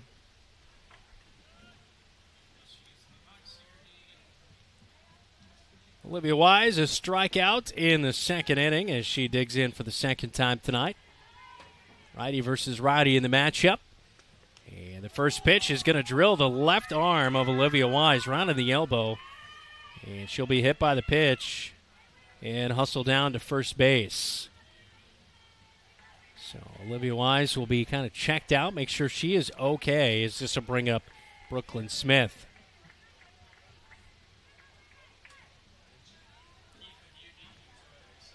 And we might have a pinch runner here in this instance as they check out that left arm for Olivia Wise. Looks like she wants to stay in the game, but Bobcats might just buy her a little time to recovery. Here with a pinch runner as Bailey Clausen will come in to run.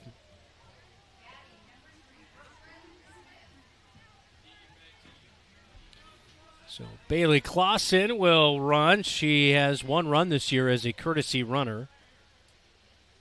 As Brooklyn Smith is 0 for 1 tonight with a ground out. And the first pitch is low and inside for a ball from Josie Thielen.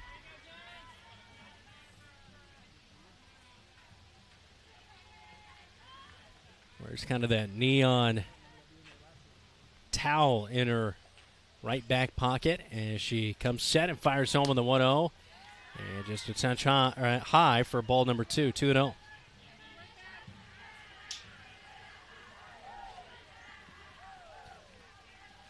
So no outs here in the bottom of the 5th as the Bobcats trail 6-0.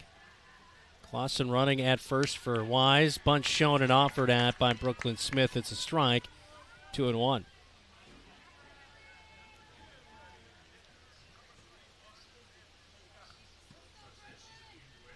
Baseball was hanging in there. I'm not sure what the final score. I know it was 4-4 for a while in that game, but a first inning, 8 runs scored for Ames in that one. Here in our softball game, Brooklyn Smith puts down a bunt, and over to first base she'll go. She is thrown out. It is a 1-3 ground out by Brooklyn Smith for 1 away in the inning. Does move Bailey Clausen over to second base, and this will bring up Kendall Brummel, who did re-enter.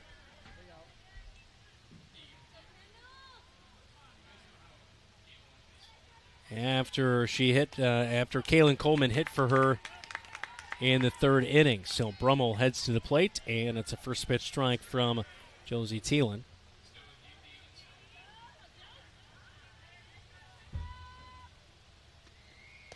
One is upstairs, 1-1.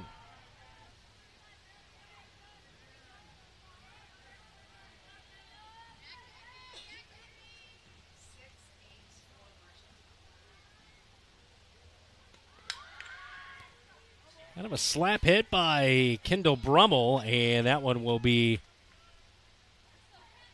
fouled off. So hearing baseball lost 6-4 in game number 1. So a good challenge by the baseball squad. But down already 8-0 in game number 2. Here's the 1-2 on the way, and on the outer half, caught looking is Kendall Brummel for out number 2 of the inning. And that is strikeout number 5 in the night by Josie Thielen. And this will bring up the leadoff batter in Gianna Bowney. She's 1 for 2 tonight with a single back in the first inning. Runner at second, and Bailey Clausen stands there, waiting on an off-speed pitch, and jammed inside is Gianna Bowney, and she grounds one to second base. Jeffrey over to Soldal at first for out number 3 of the inning. So Olivia Wise hit by a pitch to begin the inning, but the Bobcats leave another one stranded. 4 runners left on base here tonight as we head to the 6th. It's 6-0 Ames on KFJB-TV. Auto loans at Lennox Employees Credit Union are not just for cars. If you are looking to purchase a new or used motorcycle, boat, snowmobile, or other recreational vehicle, look no further. Lennox Employees Credit Union has low loan rates, and the loan process is so easy. Visit lennoxecu.com for rates and membership eligibility information, or go to 1004 East Main Street in Marshalltown to visit with one of our loan officers. Lennox Employees Credit Union, member NCUA.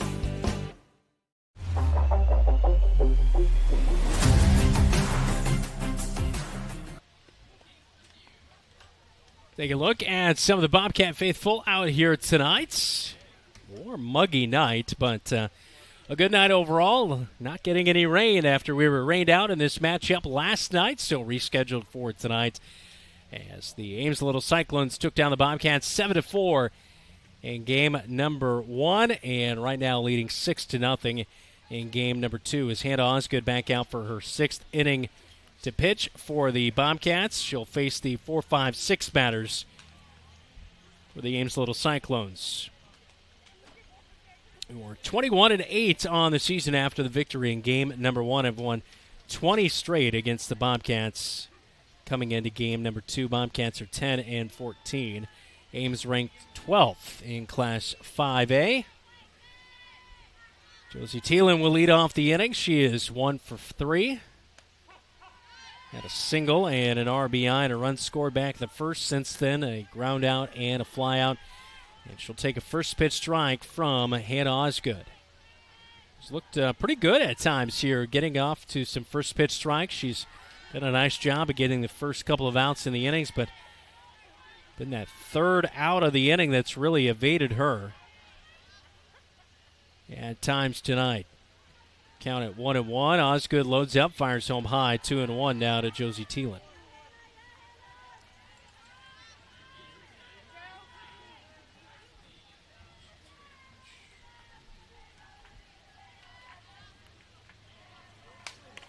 And a ball smacked to the right side. This one down the right field line. Out of play for Munt as Aubrey Munt was chasing it in foul territory. Past the line down right field. Couldn't get to it in time, and so just a long strike right there is the count 2-2 on Josie Thielen.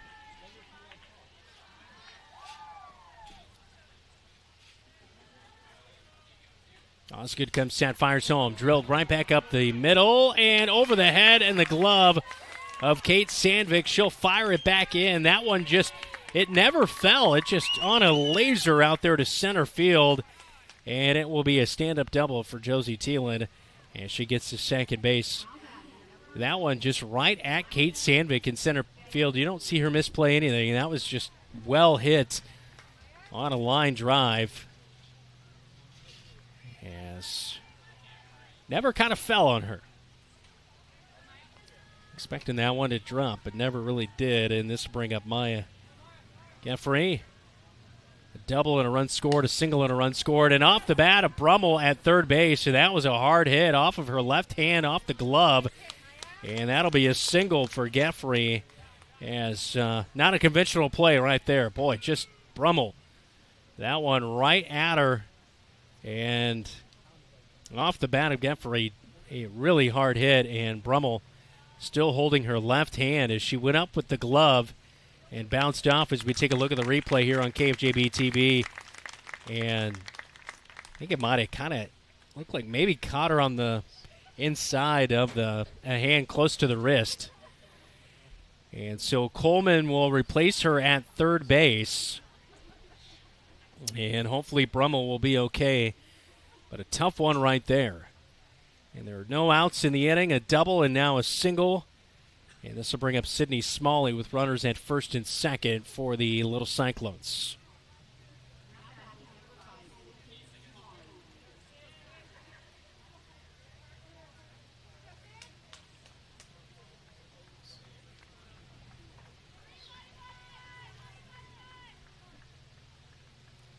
Well, top of the sixth inning, down 6-0. Bobcats definitely don't want it to get extended anymore. That would bring the game down to the bottom of the sixth, being the final factor of two more runs did score. Runners take off, and now at third is Thielen, and Geffrey works over to second base on the stolen bag as John Bounty did fake a throw to third, but no throw was made. It's a first pitch strike. Now a ball into right field. Over to Munt, and it's over her head to the warning track and to the base of the wall. 2 runs are in. It's now 8-0 Ames. It is a 2 RBI double for Sydney Smalley. She drives in Josie Thielen and Maya Geffrey, and it's 8-0 Ames.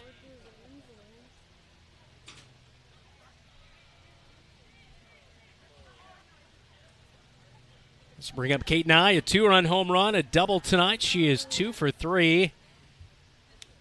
And we have a meeting in the pitcher's circle, and I believe we're going to have a pitching change as well. We'll tell you the new pitcher into the game as we go to the break. It is 2 runs in this inning here in the 6th. It's 8-0 Ames now. They'll have a runner at second, no outs when we come back on KFJB-TV. McGregor's Furniture and Mattress is your local furniture store in Marshalltown, and they are proud to support Marshalltown Bobcat Athletics. If you need a new recliner to relax in, or perhaps a new dining set for the whole family, shop McGregor's. They also have a good selection of luxurious sectional sofas. Score the mattress of your dreams with an assist from the McGregor's friendly and knowledgeable staff. You'll be the household MVP when you bring home the winning selection from McGregor's Furniture and Mattress downtown Marshalltown. Open 7 days a week. At Sports Plus Sports Medicine and Physical Therapy Center, we customize each patient's treatment plan to their individual needs. What does that mean? It means that not every back or knee problem is treated the same, and that your program will be unique and designed especially for your needs or problem. This improves how quickly you will return to work or sports. The Sports Plus staff is encouraging and takes pride in your successful recovery. This is just one more reason why champions choose Sports Plus Physical Therapy as their favorite place to rehabilitate and train.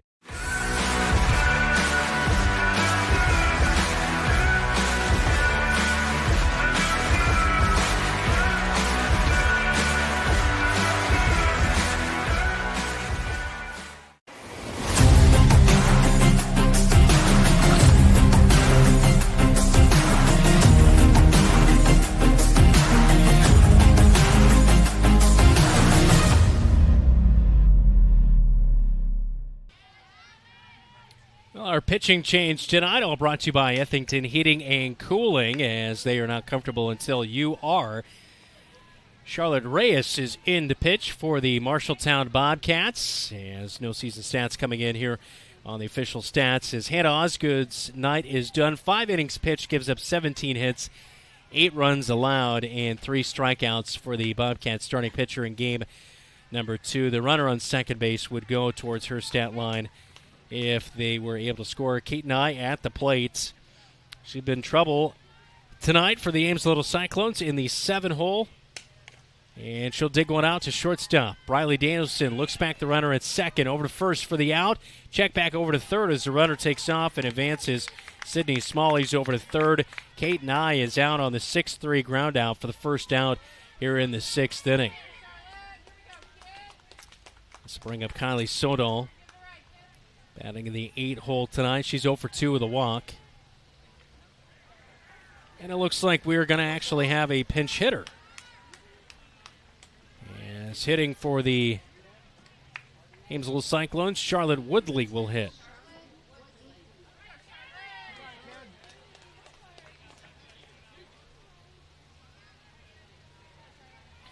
So Woodley hits for Sodal in the 8-hole.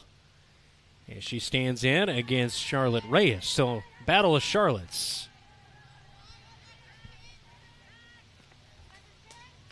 David, are you a fan of Good Charlotte? Oh, he's more of a fan of Charlotte's Web. I knew he was more for the musicals.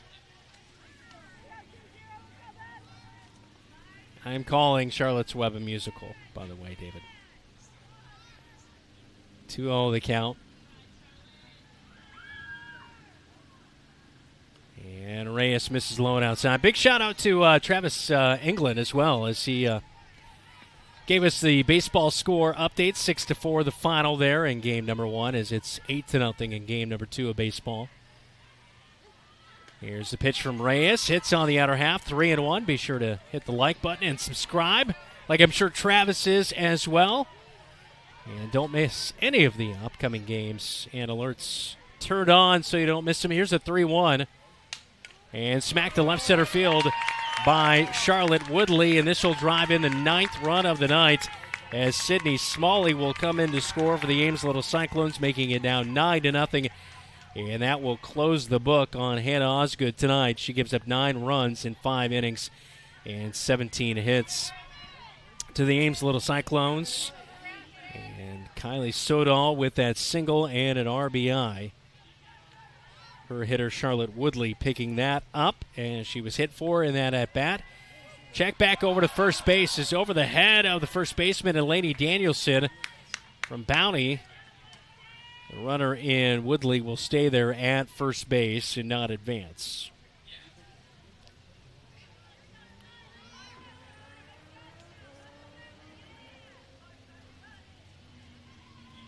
Reyes will come set and fire home. And it's a jam shot in between first and second. That'll get through off the bat of Haley Craig for a single. And got her jammed, but just in the wrong spot between first and second off the bat of Craig. And this will bring up Kaylee Mesher. So far tonight, she is 2 for 4 at a leadoff spot in the lineup. Couple of singles in her last at-bats, but she has not been able to score.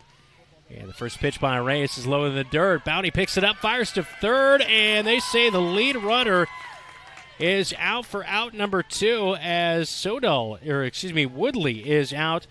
Caught stealing right there. That'll be out number 2 of the inning, and that'll be on the 2-5 relay down to third base. So the lead runner is out, and Woodall. And you see the tag there, pretty close play at third base. Craig did take off, so she's at second base as well, and the pitch is in to Mesher. It is a 1-0 count.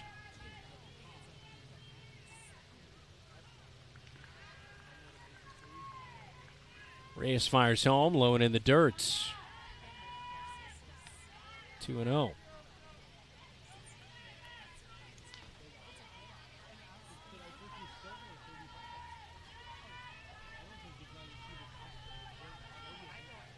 Reyes loads up, fires home, and that one will be alone in the dirt. I thought that was ball number 4, but that throw down to first base had everybody kind of fooled a little bit. That'll be a ball, and Mesher works the walk, and this will bring up Jaya Thielen.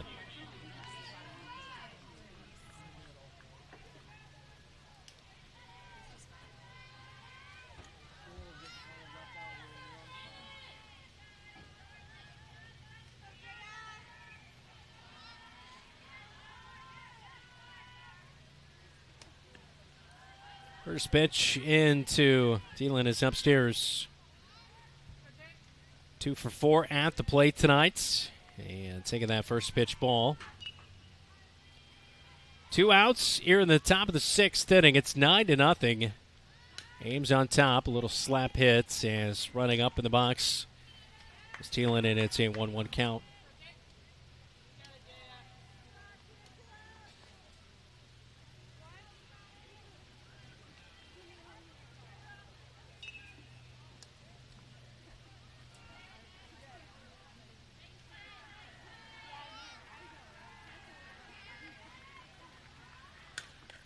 One is worked foul again on the first base side. It's a 1-2 count now to the 2-hole hitter in Thielen, and Laney Danielson ranging over back-to-back plays to go gather that ball in foul territory. So Charlotte Reyes pitching now for the Bobcats. Here's the 1-2, and she loses it upstairs, 2-2.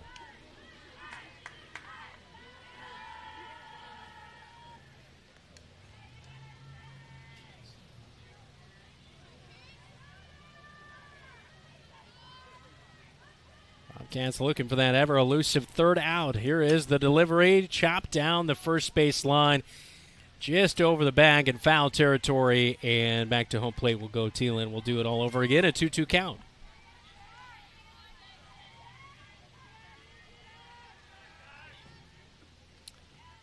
Get a look at the sky here on KFJB-TV.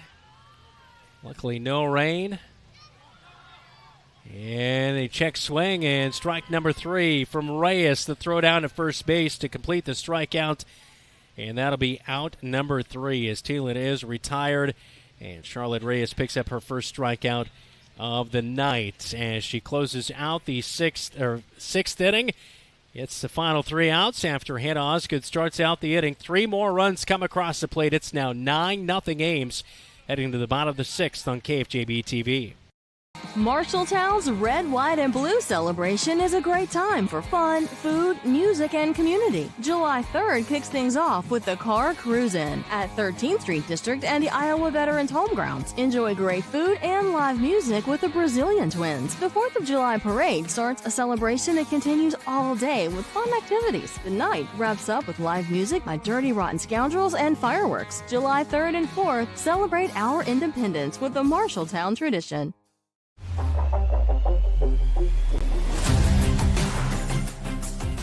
If you wanted.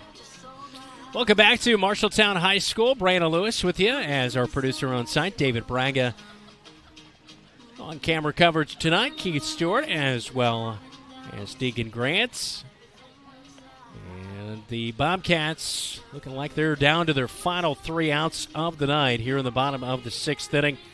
After falling 7-4 in game number 1, it'll be Kate Sandvik, Laney Danielson, Aubrey Munt due up.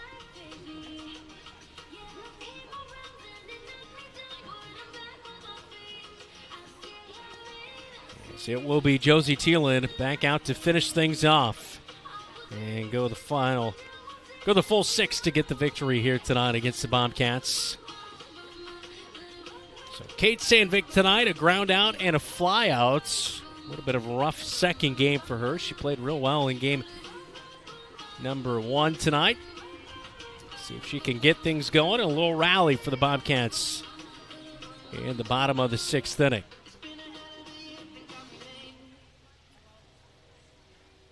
So Sandvik will get set to dig in for the Bobcats. Head coach Jason Bowers looking on down there at third as we're waiting for our home plate umpire. I'm not sure if he had to get something to drink or He has a hot night. I think he's making sure that he had some substitutions correct in his official card. As he stands back at home plate, we're good to go here in the bottom of the 6th. And the first pitch of the at-bat to Kate Sandvik is low and outside. A left-handed batter from Josie Thielen, and it will be 1-0 to Kate Sandvik, who has lifted a ball to right center field. This will get down. She'll round first hard, and it's a stand-up double for Kate Sandvik to lead off the 6th. And right on cue. Sandvik, 2 for 4 performance in game number 1. And 1 for 3 here in game number 2. And Sandvik this year, what's been so impressive by her, she's, at least according to the latest stats this year, not struck out at the plate this year. And the first pitch of the at-bat is standing in is Lainey Danielson. She's 1 for 2 tonight, is upstairs for a ball, 1-0. Had a single back at the first and a strikeout in the 4th inning. And a ball gets to the backstop. It's a wild pitch, and Sandvik heads for third. So good scoring opportunity here for Lainey Danielson. Runner at third, looking to drive her in. Danielson, 16 RBI this year. Has a favorable 2-0 count against Thielen. And now a strike on the outer half. 2-1.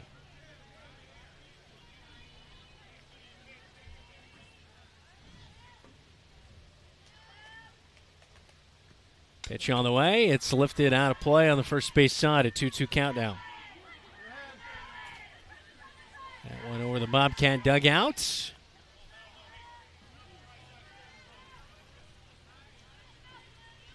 Lady Danielson will dig back in, looking to do it again. She has a couple of home runs on the season this year, and on the outer half, caught looking. Her second strikeout of the night. That's the 6th strikeout on the evening for Josie Thielen for the Ames Little Cyclones starting pitcher in game number 2, and this will bring up Aubrey Muntz. 1 for 2 with a single here in game number 2. First pitch is fouled off down the third base side, kind of snuck between her left and right foot and went towards the on-deck circle for the Ames Little Cyclones. So first pitch strike for Aubrey Munt at the plate.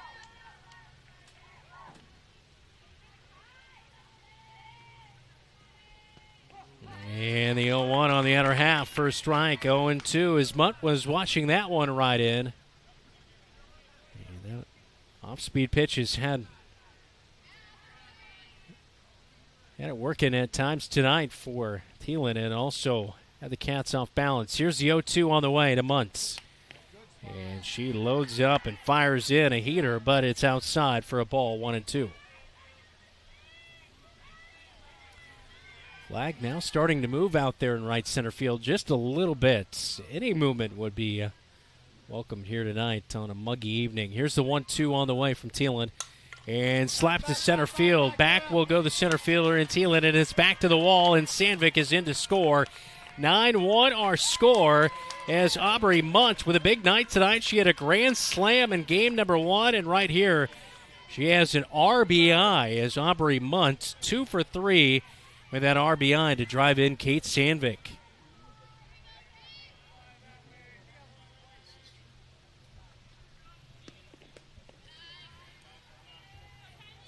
And first pitch of the at-bat to Briley Danielson is in for a ball, a little bit upstairs, 1-0.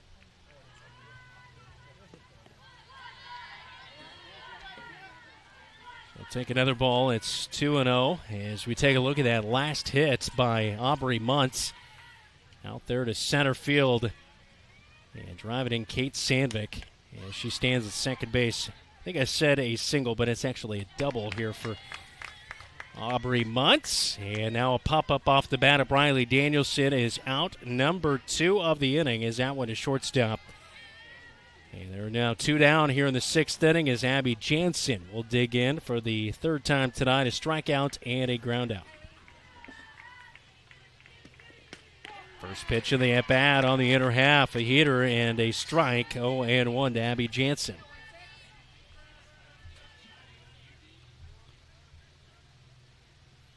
Here in the bottom of the 6th inning, 9-1, Bobcats trailing as Kate Sandvik scored just a moment ago, and Abby Jansen looks at strike number 2, 0-2.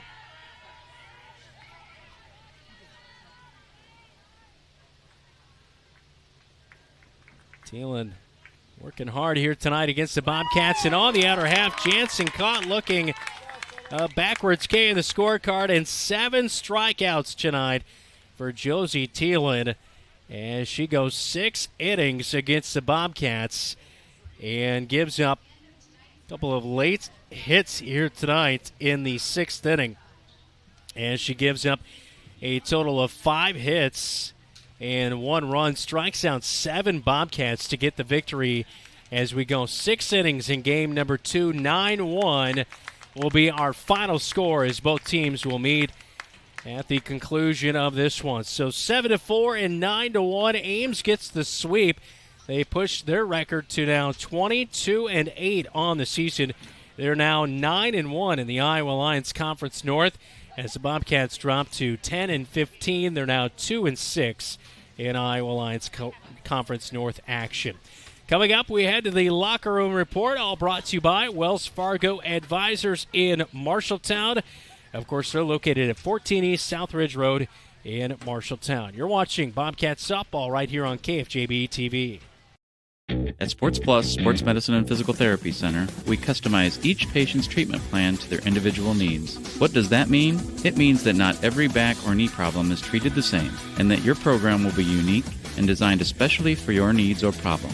This improves how quickly you will return to work or sports.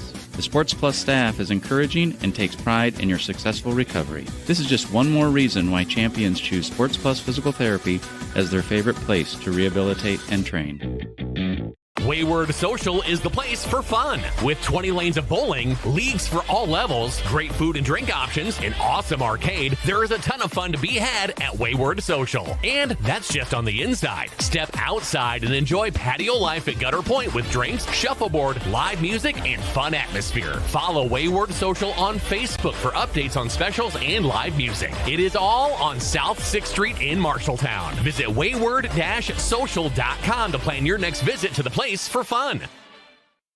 Your degree, your way. Online learning at Marshalltown Community College lets you learn at your own pace, from home, fitting education into your life. Choose from 9 fully online programs. Balance work, family, and your future. Plus, you get dedicated support just like on-campus students. Library, advising, everything you need. Online degrees at MCC, flexible, accessible, and supported. Visit MarshalltownCommunityCollege.com to learn more. Start learning your way today. The KFJB-TV Locker Room Report, presented by Wells Fargo Advisors of Marshalltown. Welcome back to Marshalltown Softball Complex. Brandon Luce with you tonight as 9-1, the final in game number 2. 7-4 went to the Ames Little Cyclones as well.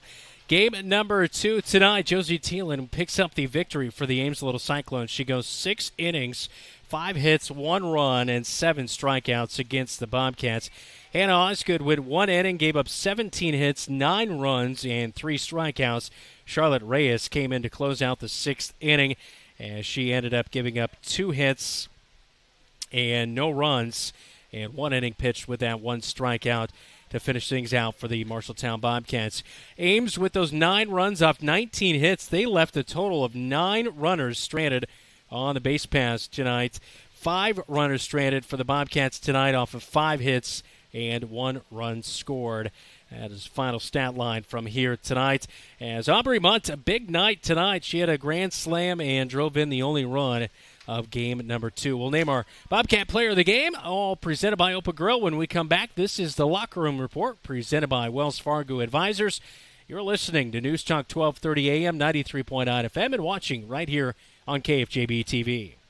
You planned and saved for your child to go to college, but medical school after graduation was a surprise. A happy, expensive surprise. Wells Fargo Advisors can help. For more than 125 years, we've created wealth management and investment strategies aimed at achieving our clients' personal financial goals. When opportunities surprise you, turn to Wells Fargo Advisors. Together we'll go far. Wells Fargo Advisors is located at 14 East South Ridge Road in Marshalltown. Call them at 641-752-5401. They're a member SIPC.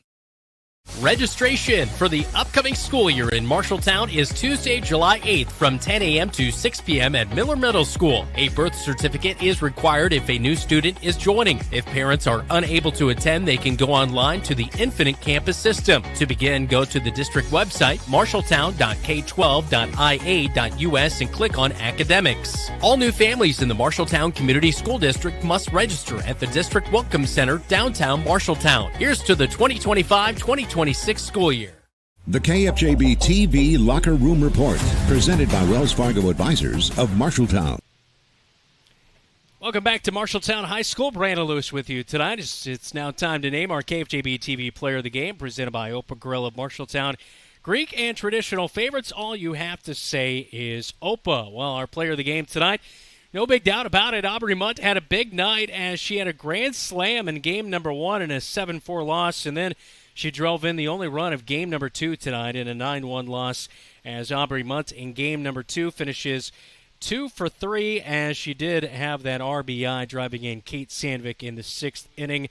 As Aubrey Munt is our Player of the Game, she receives a $25 gift certificate to Opa Grill in Marshalltown.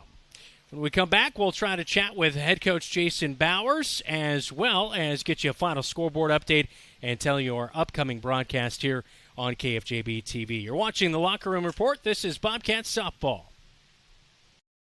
What does OPA mean? OPA means joy, enthusiasm, and approval. And when you dine at OPA Grill in Marshalltown, you'll understand why. With their made-to-order pastas, soups, and salads made daily with the freshest ingredients. Favorites include chicken parmesan pan-fried to perfection, fresh and light chicken lemon rice soup, and their signature OPA salad topped with seasoned gyro meat. OPA Grill Family Restaurant in Marshalltown, where you can dine in or drive through. All you have to say is OPA!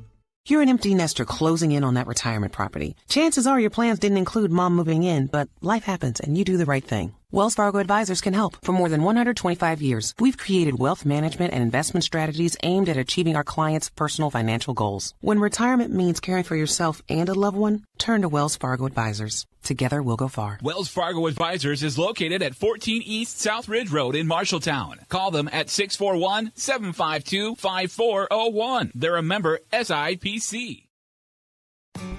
Don't let concerns about shifts in the market disrupt your long-term financial goals. Edward Jones financial advisor Zach Wall can help. He'll work with you on an investment strategy for long-term results. Edward Jones can give you the tools and knowledge for a steady approach to hitting your financial targets. Get started by giving Zach Wall a call at 641-752-3017 in Marshalltown or visiting edwardjones.com. Edward Jones, member SIPC. Legends American Grill is the perfect place to watch your favorite team. Enjoy wings, nachos, steaks, and prime rib available on Friday and Saturday nights. It's game on for great food and your favorite drink to wash it down. You like burgers? Legends has fantastic, unique burger creations like this. The Legends Burger. Absolutely delicious. Gather with friends, enjoy your favorite team's games with the NFL Sunday Ticket, and make some memories. Legends American Grill in Marshalltown and our new Newton location, where the game is always on. The KFJB-TV Locker Room Report, presented by Wells Fargo Advisors of Marshalltown. Welcome back to Marshalltown High School Softball Complex. Let's get a scoreboard update, all brought to you by Central State Bank. The Jaguars of Ankeny Centennial defeat Waukee tonight in a doubleheader sweep, 10-0 and 3-0. 4 Dodge sweeps Des Moines, Lincoln, and as well, Ottumwa Bulldogs take down Des Moines East in a doubleheader as a final of 10-0 and also 9-2 in a final there. And again, the Bobcats fall in game number 1 tonight, 7-4, and game number 2 as well, 9-1. The final scores. When we come back, we'll talk to the head man, Jason Bowers, for the Marshalltown Bobcats. You're watching the Locker Room Report, all presented by Wells Fargo Advisors right here on KFJB-TV.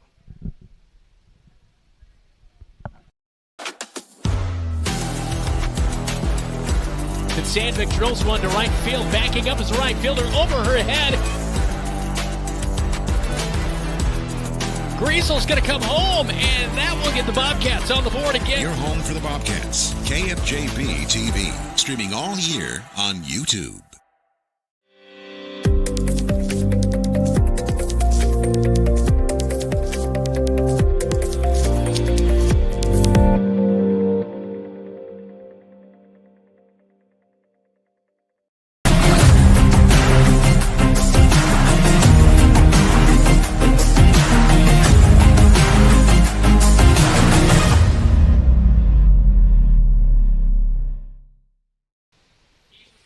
Back in on the Locker Room Report here on KFJB-TV. Brandon Lewis with you as we're now joined by head coach Jason Bowers. Boy, your team tonight, I thought, after being shut out earlier this year by Ames in the doubleheader and being swept in that one, I know the results still swept here tonight, but boy, your team really challenged. It looked like they were really well suited to go out there. You had the lead in game number 1, 4-3 at one point. Aubrey Munt had that big grand slam, a huge hit. What did you make of your team's performance here tonight? Because it seemed like they just really battled in both games. Yeah, I was proud of them tonight, and we've struggled against teams that I thought we should have beat, on paper type of thing, because we sometimes just don't come to play, and I thought they came to play today.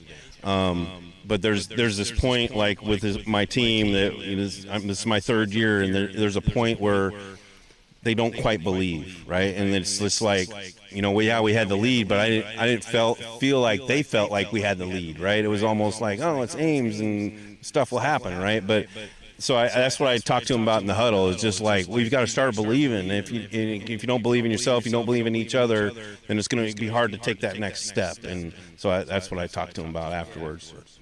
So to see the senior Aubrey Munt kind of show that leadership and deliver on that big home run, and obviously she drove in the only run of game number 2 as well. She just seemed like she was extremely locked in tonight at the plate. Yeah, that was her best performance as far as like back-to-back games all year.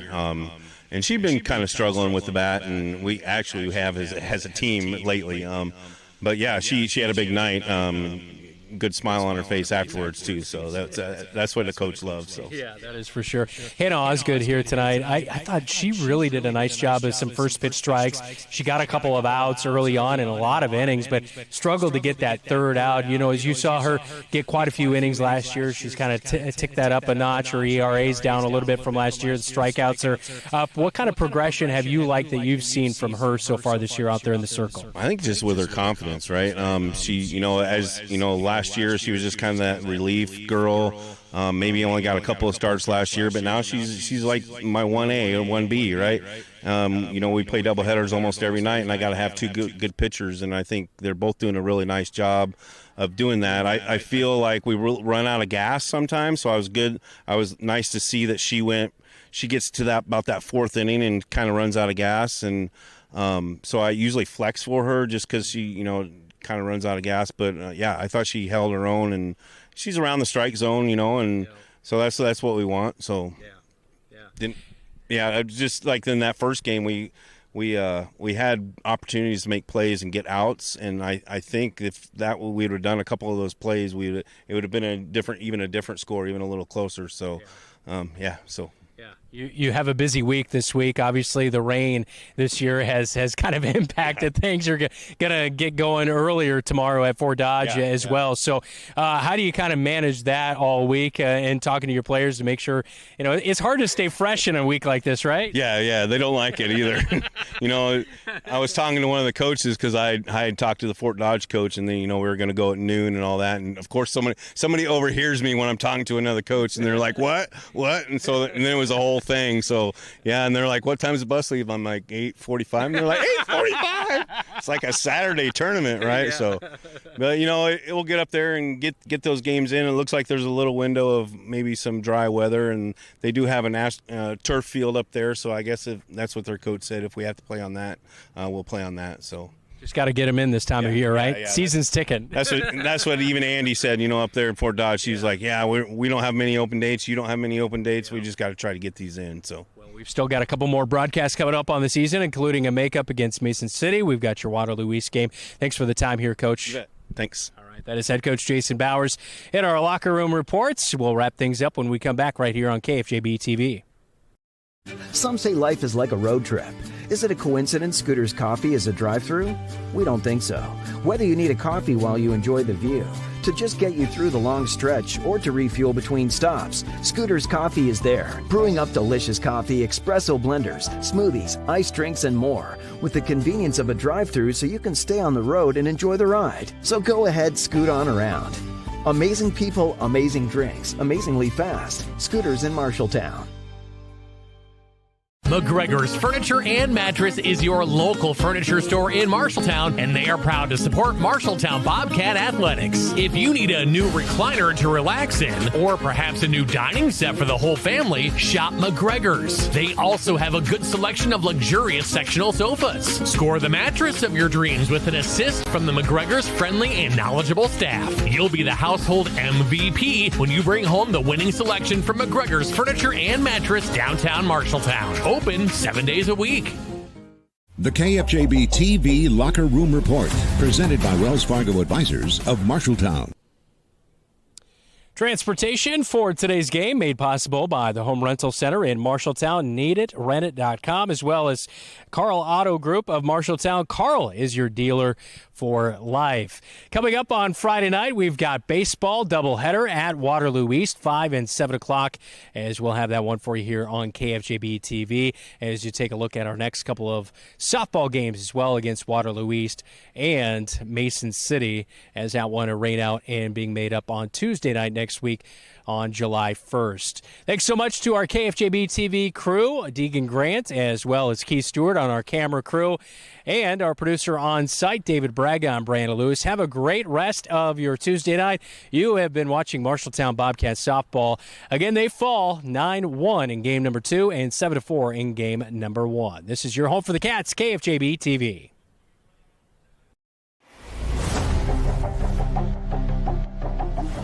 Bobcat Athletics on KFJB-TV is made possible by Assured Partners, Greg Young of Marshalltown, Lennox Employees Credit Union, Marshalltown Area Chamber, Marshalltown Community College, McGregor's Furniture and Mattress, Sports Plus, Wayward Social, Wells Fargo Advisors of Marshalltown, Marshalltown School District, Scooters of Marshalltown, Legends American Grill, Sandvik Enterprises in Marshalltown, your Marshalltown Hy-Vee, and State Farm, Tyler Pashong Agency.